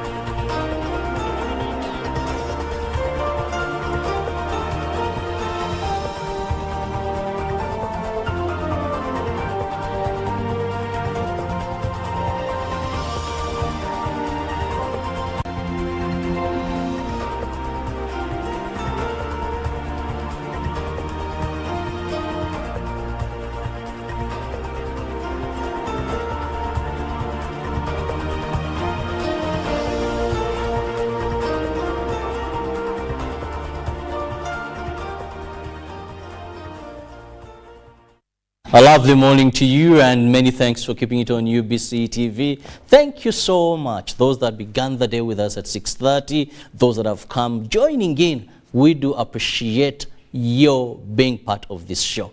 I'm Robert Chirabonyo, in case you have just joined, and it is Good Morning Uganda agenda. Now, welcome.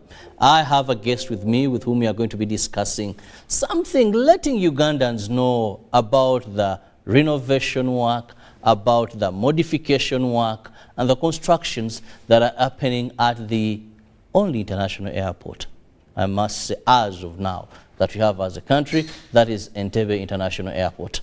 Now, join me, welcome Kenneth Otim, who happens to be the Principal Public Affairs Officer, that is Uganda Civil Aviation Authority. You're most welcome, Kenneth.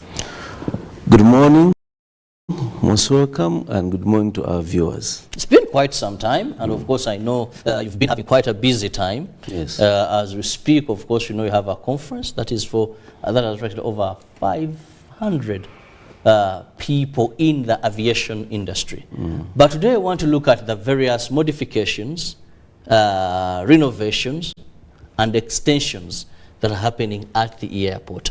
We believe by next year, July, we expect to have at least something very new, very beautiful, and very large in size of cargo handling and the rest. So how far are we standing?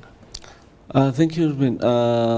First of all, to thank our viewers for supporting Entebbe International Airport. You know, since we had COVID, our numbers were low, and aviation really depends on the number of persons that fly through Entebbe International Airport.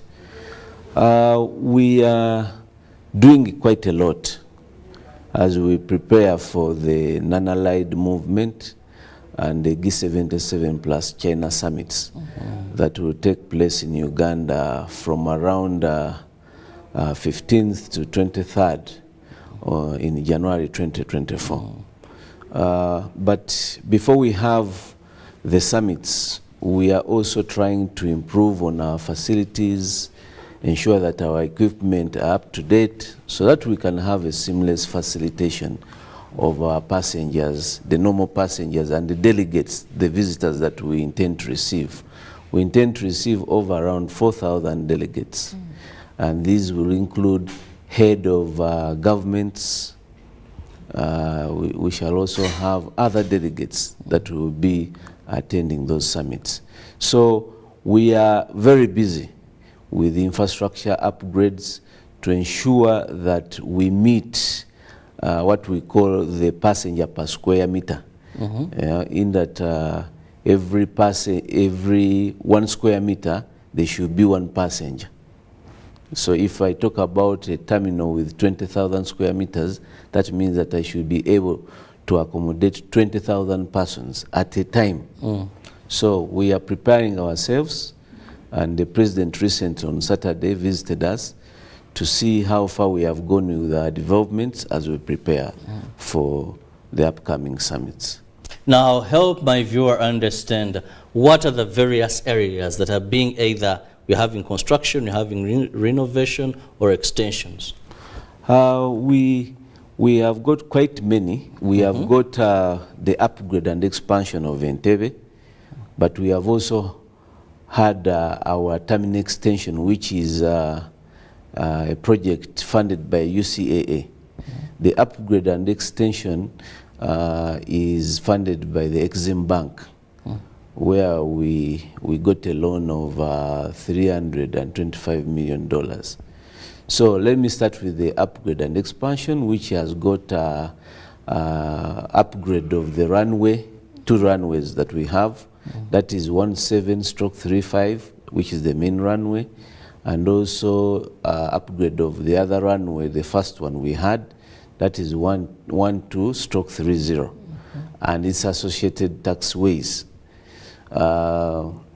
We have finished up those runways. We have rehabilitated them. They are functioning very well. The taxiways are also functioning very well. Then it also includes rehabilitation of the aprons. The apron 1, that is where we currently accommodate our passengers, where we tax our aircraft. Then we have apron 2, which is the former, or what we call the VVIP terminal, which was the former airport during the times of the past presidents. Then we have got apron 4, which is the current UN base. Then we have got apron 5, which is the new cargo complex, and then apron 3, where the military uses for their activity. So all these are part of the Exim Bank project, but we have also got what is ongoing, which is the terminal extension. The new terminal extension is going to have square meters, which is 20,000. It's just next to the old terminal that we have. So when we finish, the 2 buildings will be merged together, and you look at it as if it's 1 building. So let me get you clear. When you talk about the old building, which one are you referring to? Because many people have what they call the new airport. Then when you talk about something old, they think of the other old airport.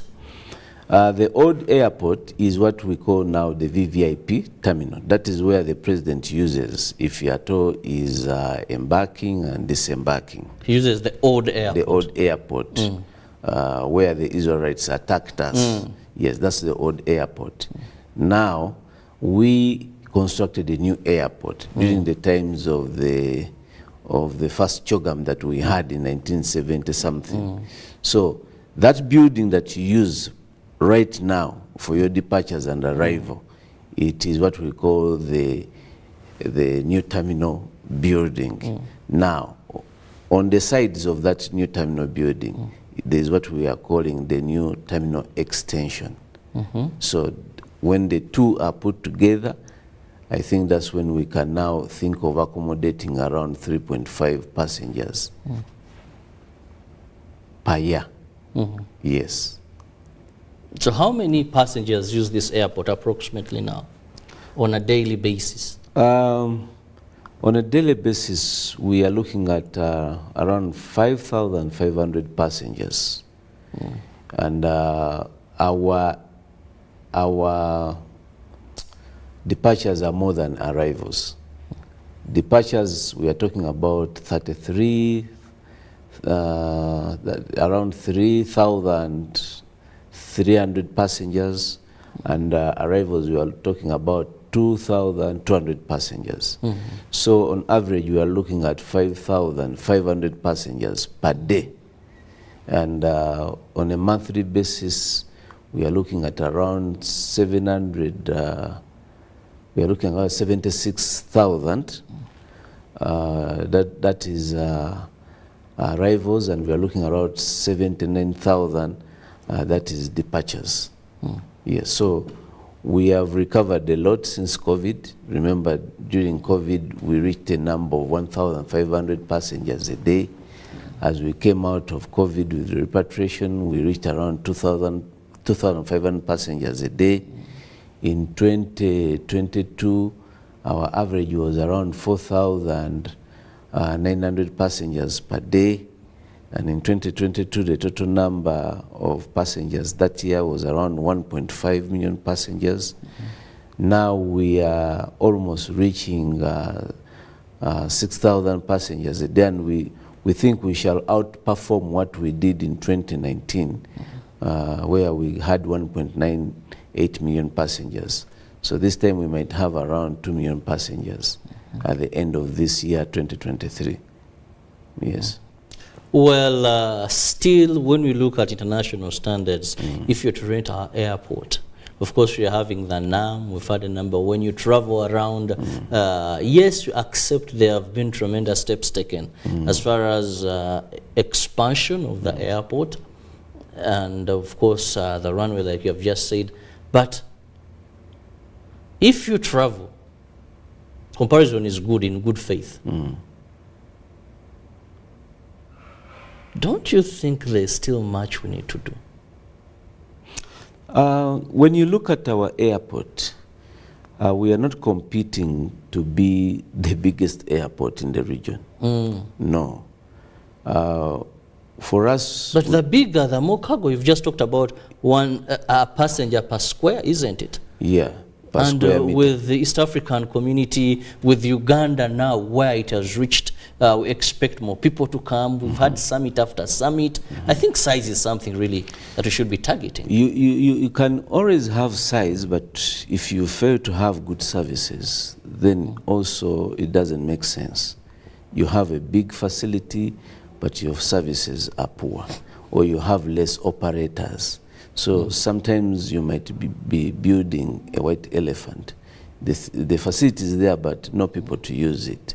So as you look at the challenges of CAA, like expansion, we on a peninsula, expansion is a problem. So we are looking at how we can minimize the available land that we have, but also give a seamless facilitation to passengers. So our dream is to be a regional hub, but with the best service to our passengers. So when I answer your question of how do we compare ourselves to other... Sometimes you travel and reach these airports, and within you... We are quite there because we have got partners, for example, the Koreans that have come in, funded us with... giving us a grant of $9.5 million US dollars, which will help us to automate our services to ensure that we are up to date with our maintenance, with the data, with our operations in the terminal, so that it takes you less than 45 minutes from the time you have arrived to exit the airport, and also 40 minutes from the time you check in to the transit concourse. So we are there, and we believe that with time to come, I think people will like the services that Entebbe International Airport will be providing. When you look at our land side, we have just finished renovating our parking, our roads, which will make it easy for us to have ample parking space. Because currently that is a problem. Right now, the long term is not enough for our passengers. So we are looking at constructing a multi-storied car park to accommodate our passengers. So that and the others, like the hotels, to be there, recreation centers at the airport, so that we are able to earn from the aeronautical revenues. Yes. Very interesting when we talk about how far and the vision to have this. The last time I was at the airport, one of the things that really disturbed me was parking. And when someone told me, but there's also a facilitation where people can leave their cars here, go for some days, come, then do some clearance and take their cars. But I was like, if parking is small, then why would someone be allowed to leave a car for a week or days and then come back? And yet you have cabs and all this. Actually, when you look at our parking, we have now given long-term another additional parking. We used to give it to our staff. Now we have constructed 2 additional parking facilities as you go to our navigation services. So all our staff now are required to park in that designation so that we give you, our passengers, our customers, to park nearer to the terminal. And also those that are leaving their cars so that their cars are safe. That is what really disturbed me. We have short space, I mean small space, but someone can leave their car there, leave the country for some days, I don't know the length that you are called, then come back and drive off. We have airport taxis. If someone is not going to be picked, they can use an airport taxi. And many people pick there. So why this fancy thing, yet inconveniencing? You see, some of the people that leave their cars at the airport, you find that they have gone for a one-day conference, and then maybe they don't want to inconvenience the people at home to pick them. And also when you look at most of these expatriates, most of them, either they are going for their consultancy work and then they come back. So, but the airport taxi equally supplements what we have, because as time goes by, you will not even see those airport taxis. You will find their buses. And we are in organization with our the Kia Motors. At least your staff enjoy one of the best buses so far available. We have those buses. We even put for them a charging point, and you find it easy to transport passengers, those that have not come with their vehicles or to be picked. You are able to use the bus from the airport to Kampala. So we are going to phase out airport taxis, but in a systematic way. And we have also requested them to be on an app. You know, you come, you book a taxi, it picks you up. Not like as if you have reached a tax park and someone is calling you to board a taxi. No. Even these taxis, the rates will be standard. So you're able to choose either to go by a taxi or to go by a bus. Those that have parked with our multi-storied car park, we shall have almost like around 6,000 cars will be able to park at the airport. So that will be a very good achievement for us as far as facilitating our passengers on the land side is concerned. Now, with the new terminal modification, which we intend to open up before January 2024, passengers will be dropped. You come with your car, you're dropped on the ramp on top, that will be departures, and then the person goes down either to make the payment to exit the airport. We want to do away with things like meters and greeters, because the airport is not where people come to have leisure. You come to drop or pick. But now when we put the meters and greeters area, you find people come there, sit, take a long increase on the congestion. So we just want people to be able to use it for departure, arriving, and that is it. So so that we can have less congestion. And equally what has been causing the congestion is the mode of payment, like our toll gate. You have to drive and go and pay ticket. Now we have introduced a mobile car park system where you can pay. Our USSD code is 227, star 227 hash. So you can use it to pay. as you exit the airport. So that the code is, kindly repeat that, star 227 hash. Star 227 hash. Then you follow the procedure. So as I'm entering, you pick a card, yes, and at the back of that card there is a serial number which you'll be required to enter if you're using the mobile car park payment system. So you don't need to drive to the pay point. So you use that mobile money payment system, and then you're able to exit. Our cameras will read your car number plate as you exit in a period of around just 10 minutes. As you reach the road toll, 5 minutes, the car will be able to be detected and you exit. So these are some of the things that we are trying to improve at the airport so that we reduce on the congestion. Because the congestion has been majorly because people drive to go and pay and then drive out as the other passengers coming in either for departure and arrival. So those are some of the areas that we want to improve. Yes. Now, talking about the renovations, have you set a time that we can be sure now that its expansion is done, renovation is done, and we can also hold you accountable?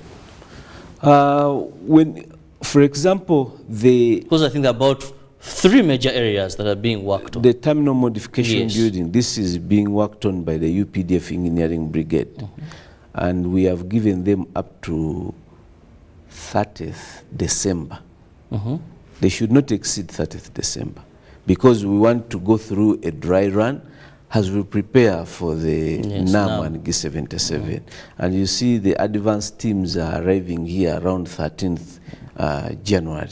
So we want to see how our equipment will be functioning there, putting of our security scanners. So we want to go through all that.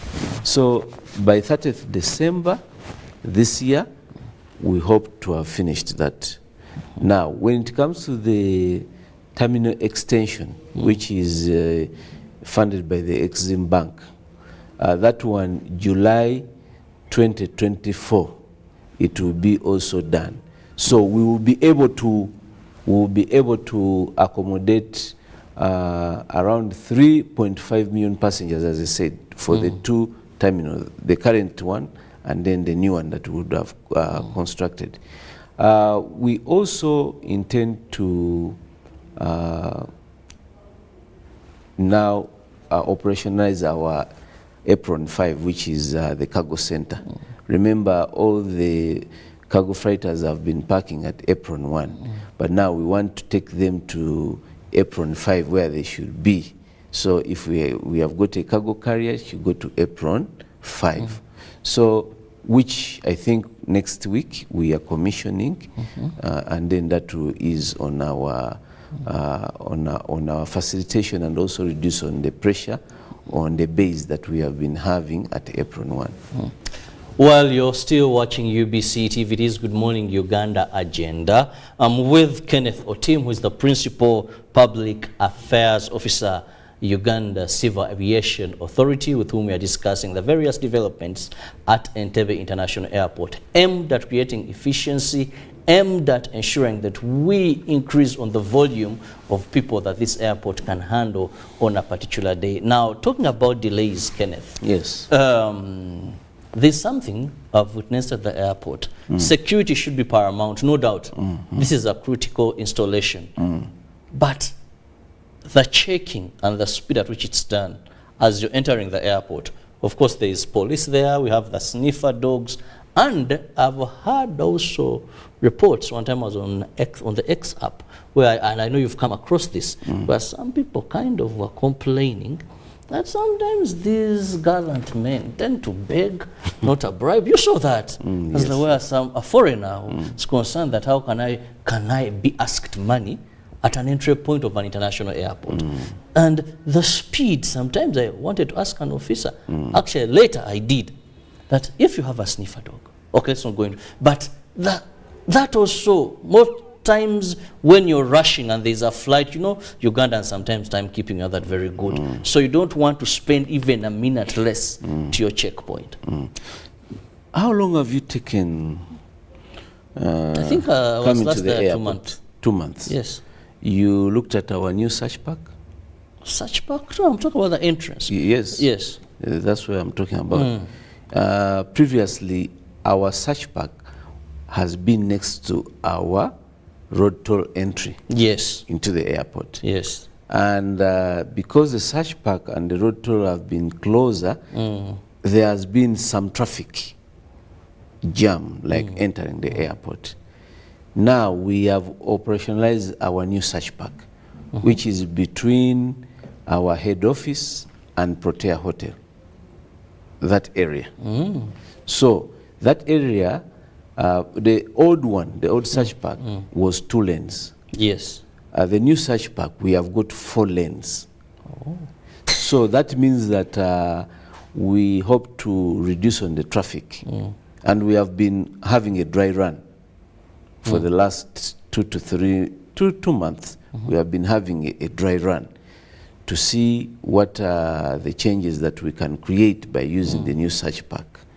Because during the NAM and G77 summits, we expect to have a lot of security because we are talking about having head of states, over 100 of them here.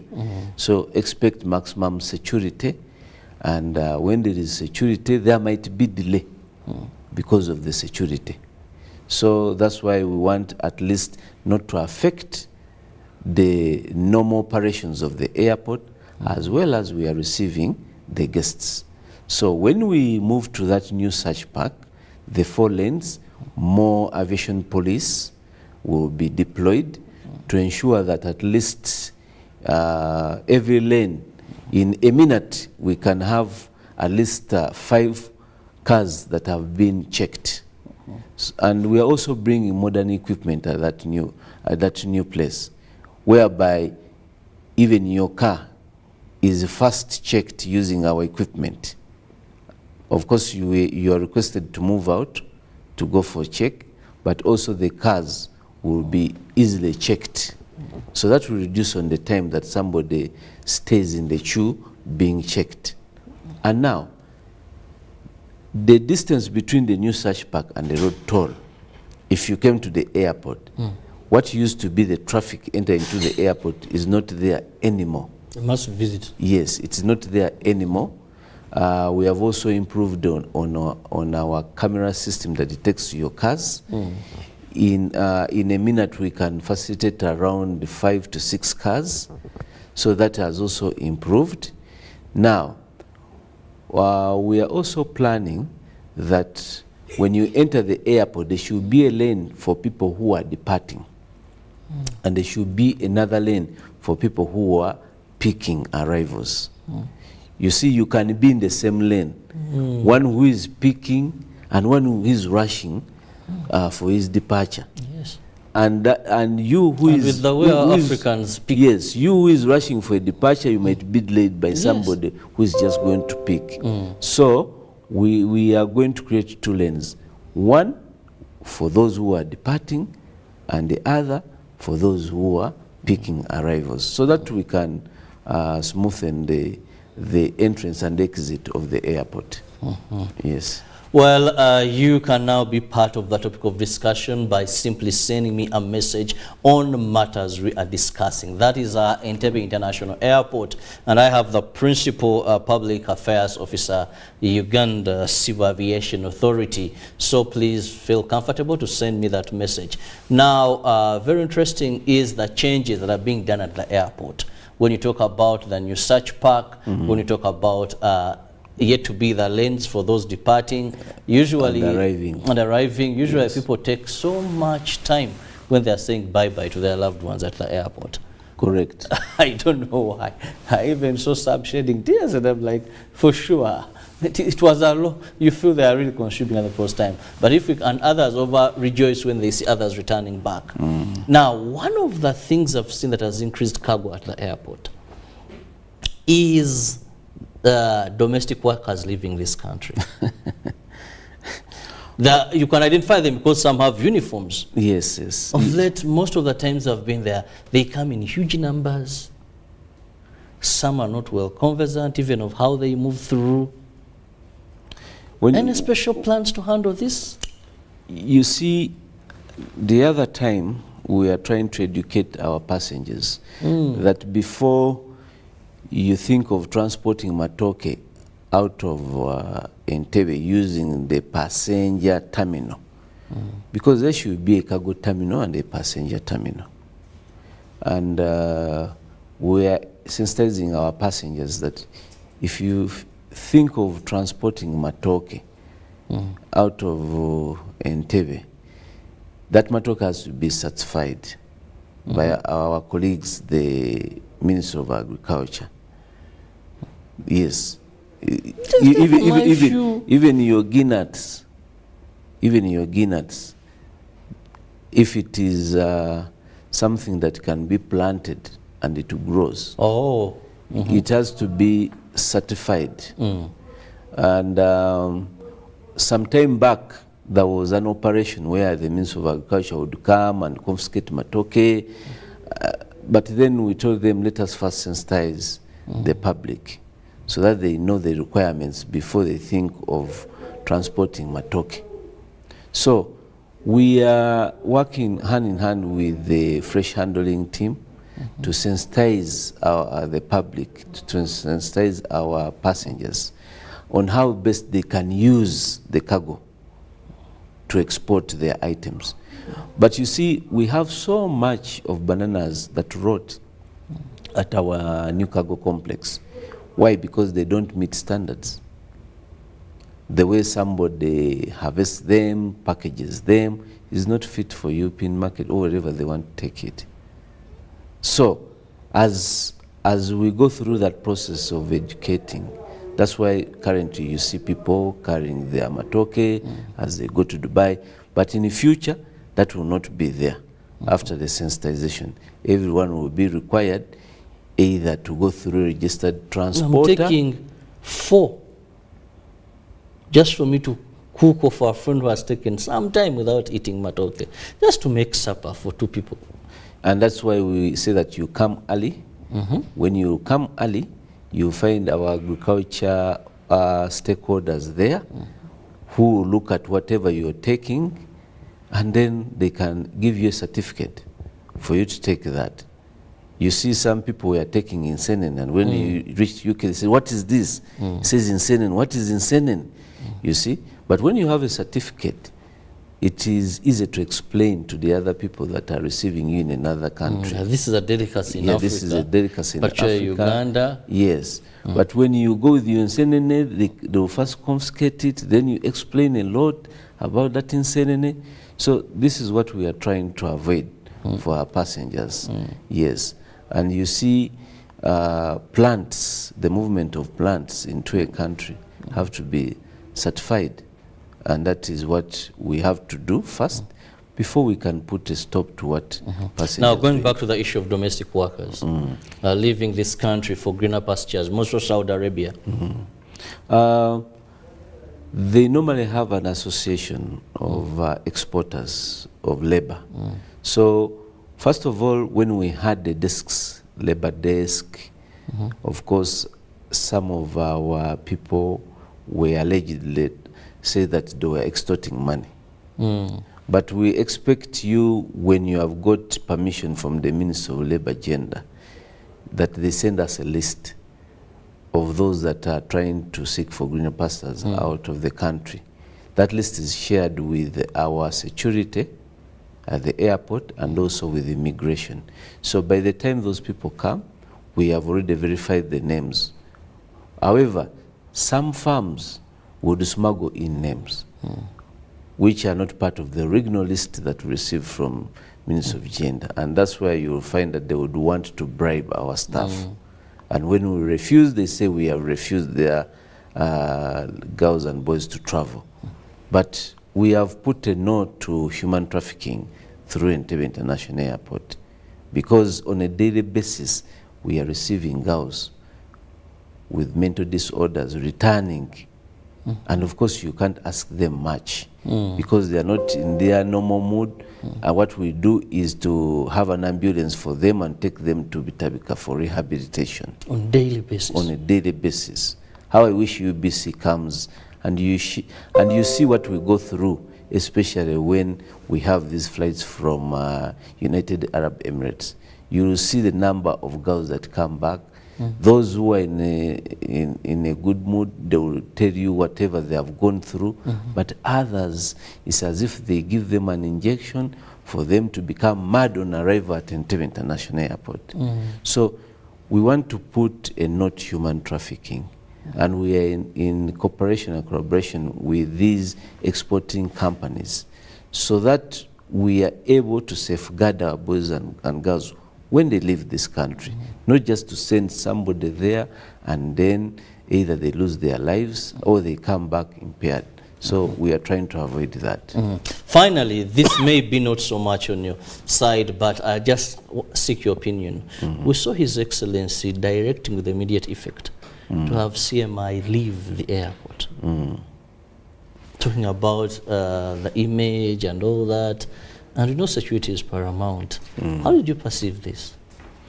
Of course, we also read it on social media, but I think in the next joint security meeting, we shall be told or given more explanation why so. Because for us at the airport, three things are important: security, safety, and facilitation. So in the next joint security meeting, we shall be in position to know the reasons. You know, security, when they give a directive, there is no explanation. Definitely. Yes, so we shall get the explanation in the next joint security meeting to know whether that was correct or incorrect. Yes. Well, some messages coming in, but please give me your name. I find it very hard to read a message that doesn't have the name. Authenticity is very important. Now, a number of messages here are talking about staff. Staff. Yes. Handling, customer care. Many are saying we are still way back compared to some airports that they have been to. Have about 5 of them talking about staff. Others are trying to dig past certain things we feel we covered a long time ago. Now, customer care. One said not all people are learned and know what to do at the airport, but there is no assistance for this caliber of people. I think that person has taken long without going through Entebbe International Airport. One, on an annual basis, you know, the airport is a mix of many stakeholders. An act by one organization can affect the image of the airport. I want to give an example. A ground handling staff can affect the image of the airport, and everybody will be like Entebbe International Airport. So what we have done is, on annual basis, quarterly basis, we are training our staff in customer care and service delivery. We have even developed what we call the Entebbe International Airport Customer Service Charter. This charter has reviewed what are the core values, what are the customer focus of our other entities at the airport. So we pick out those areas where we share the values and our focus, and we came up with the customer service charter. And in that customer service charter, we are saying that we are one airport and one team, and what we want to do is to improve service delivery. So at the departure, we have now put a desk, because we believe that some of the requirements where these people travel are supposed to be filled online. But then you find somebody has got a phone which is not smart. So you can go to our business center somewhere, and our customer care team can help you either to download a form or to fill a form. At arrivals, we have got an information desk. Actually, when you come to our arrivals, we have removed all the shops that used to be there next to the carousels, because we want to expand on the arrival hall. Okay? We want also to increase on the number of washrooms there. So we have also put another desk there, which is next to UTB. So if you find any difficulties, then our team will be able to assist those that are arriving. We have also a transit area. Those are in transit, just within the arrival hall.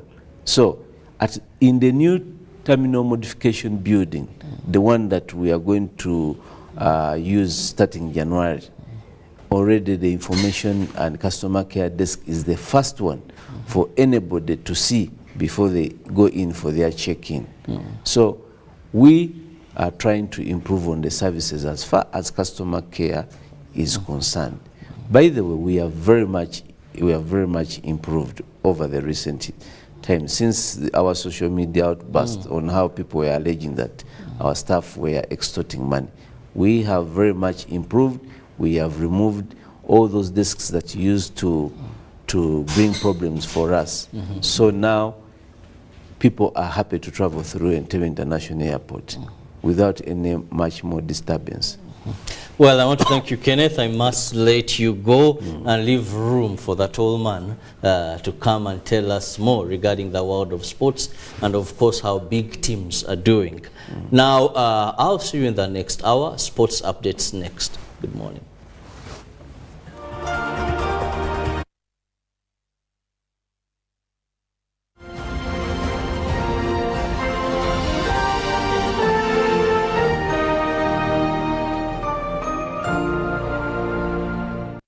Live from UBC Studios in Kampala, this is Good Morning Uganda.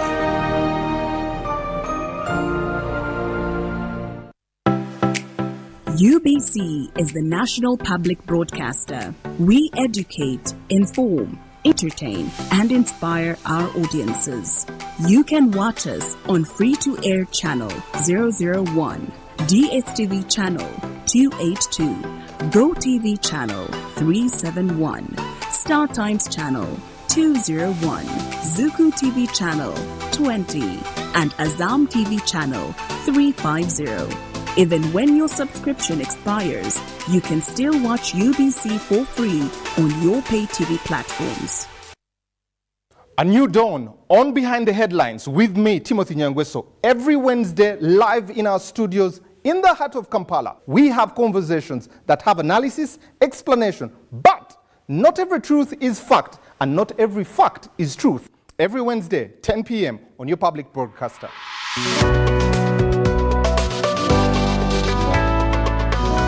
All on your public broadcaster, UBC, inspiring Uganda.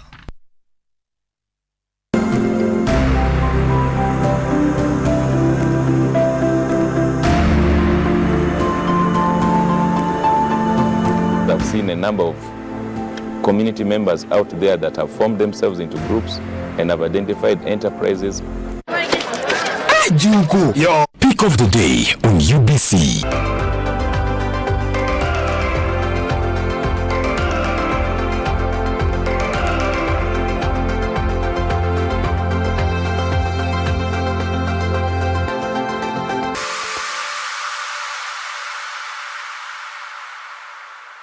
Was brought to you by MTN Momo Pay is the easy way to pay. Dial *165*3# or use the MTN Momo app. You don't need cash. MTN Momo Pay is safe and free. Live from UBC Studios in Kampala, this is Good Morning Uganda.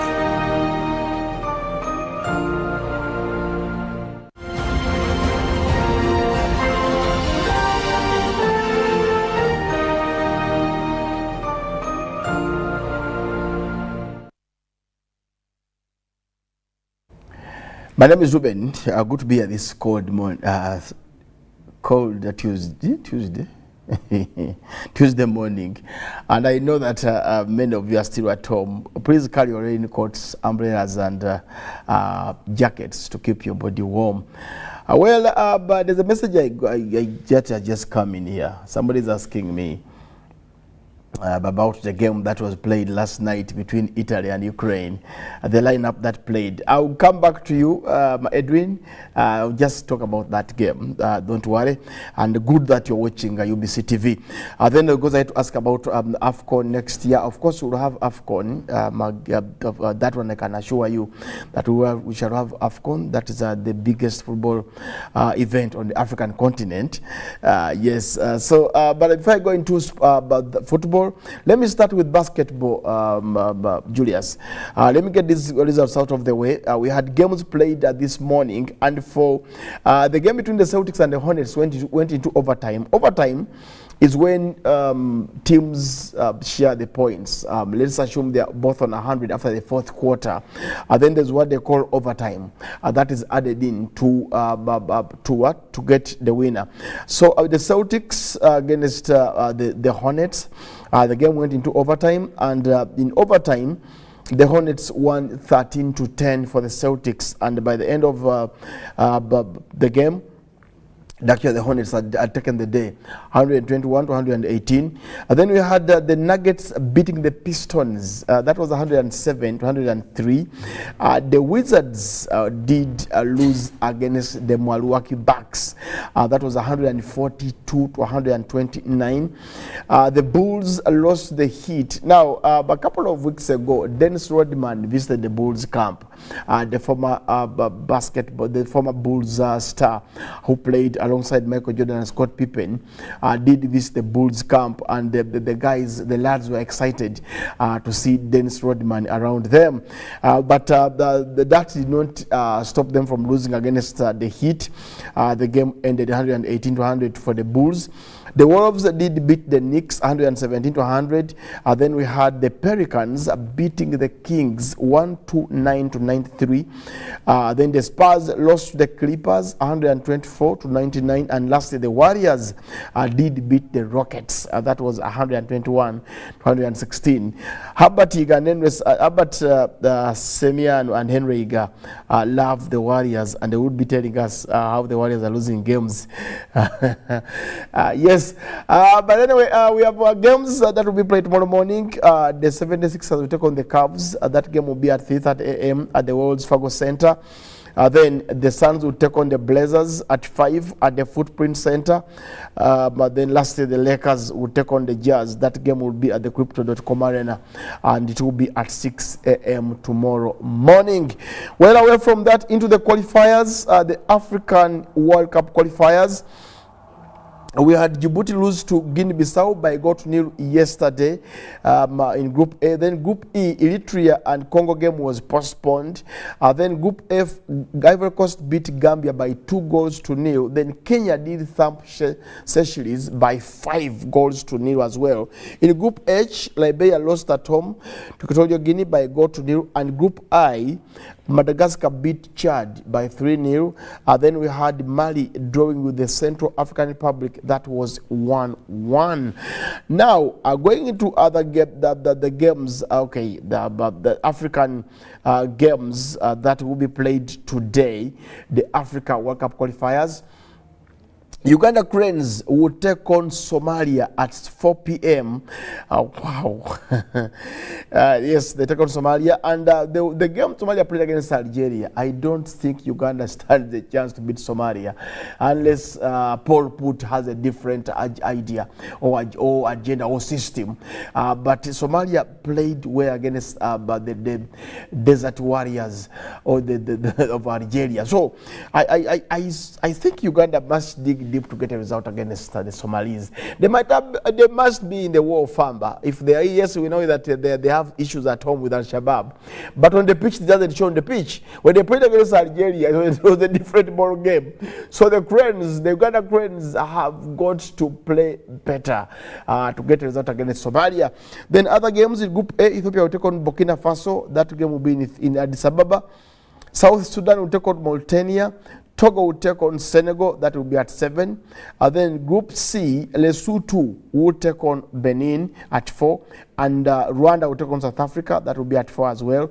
Group D, the team that is Eswatini, Muswati's boys. Actually, Muswati sent a delegation here to attend the Isebantu's wedding, Isebantu, Nadiope, Isebantu.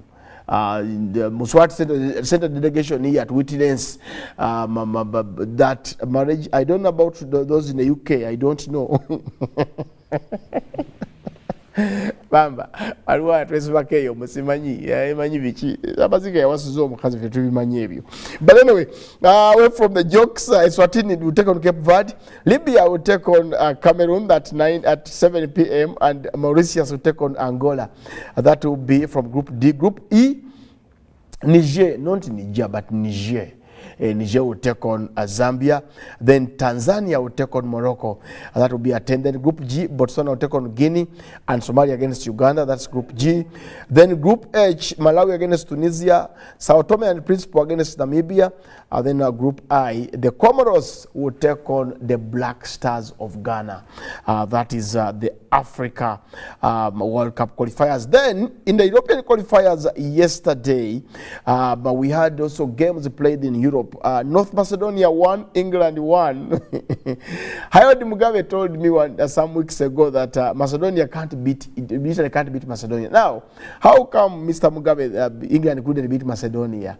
Why don't you come and explain to the audience? Whenever Italy lose against small teams, Mugabe is up in the arms telling me how bad Italy is. When North Macedonia draws with England, he becomes mute.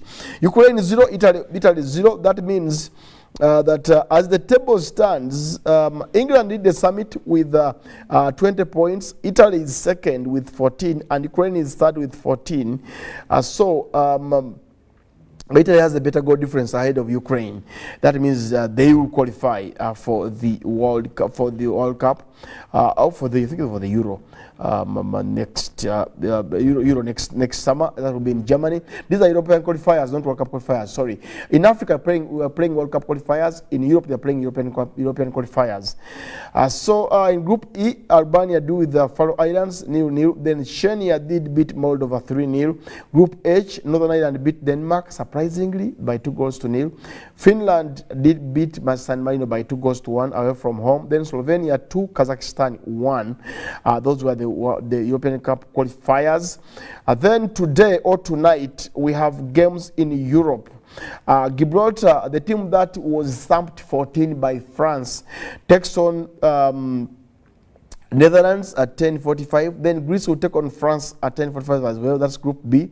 Group D, we'll have Croatia against Armenia. Then Wales will take on Turkey. The Turkey that beat Germany 3-2 in a friendly takes on Wales away in Wales. Then Group I, Andorra will take on Israel. Kosovo will take on Belarus, and Romania will take on Switzerland. Those are the games that will be taking place in the European qualifiers that is due next summer in Germany. But the way Germany is playing, I don't see them putting up a resistance against the big boys of Europe, unless otherwise. But anyway, unless there's a message I've got to address here, which I got earlier on. One of the people was asking me about the team that Italy started with, Italy against Ukraine, and I will take you through the team that played for Italy. The back four in goal was Donnarumma from PSG. Then the back four had Di Marco, Asabi, Francesco Asabi, and Di Lorenzo in that back four. Then the midfield had Barella, Jorginho, and Fratesi. Then up front was Federico Chiesa, Zaniolo, and Raspadori. That's the team that started for Italy against Ukraine. So you can ask another question. I think I've answered you. Italy played a 4-3-3 system, and the coach is Luciano Spalletti, the coach who conceded 7 at Old Trafford when Manchester played against Roma, is in charge of the Azuri, and they did draw with Ukraine away from home. That was 0-0. That took their tally to 14 points in from 8 games. If you ask me, they played 8 and they have 14. England has played 8, they have 20 points. So England qualified, and Ukraine is third. Maybe they'll go for the playoffs, but that's if other teams also do well. Anyway, I've got to go. That's it from sports this morning. Robert Chilabonyonton is going to be coming up, taking you through GMU Extra. But one more message here from Ken Barrow, who says that, good morning, Ruben. How can Italy be tied on points with Ukraine? How the might has fallen. Okay, the might can fall, according to you, but Ukraine is a big team.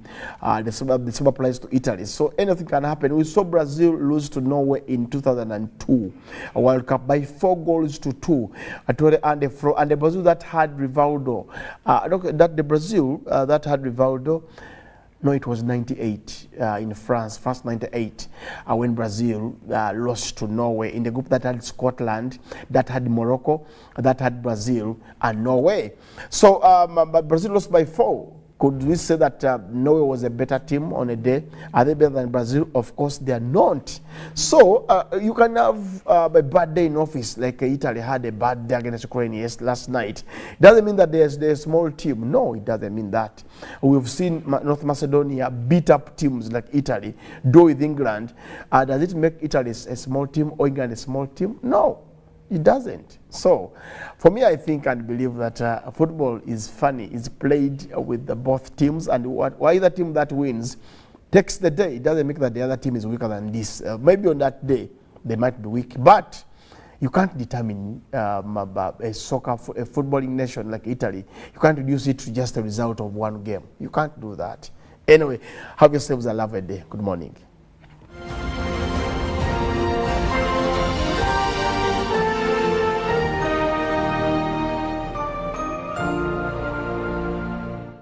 Live from UBC Studios in Kampala, this is Good Morning Uganda.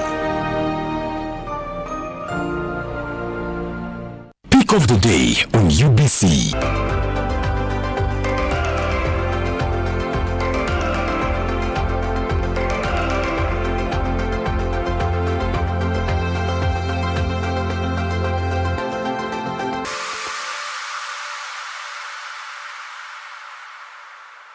Was brought to you by MTN Momo Pay is the easy way to pay. Dial *165*3# or use the MTN Momo app. You don't need cash. MTN Momo Pay is safe and free.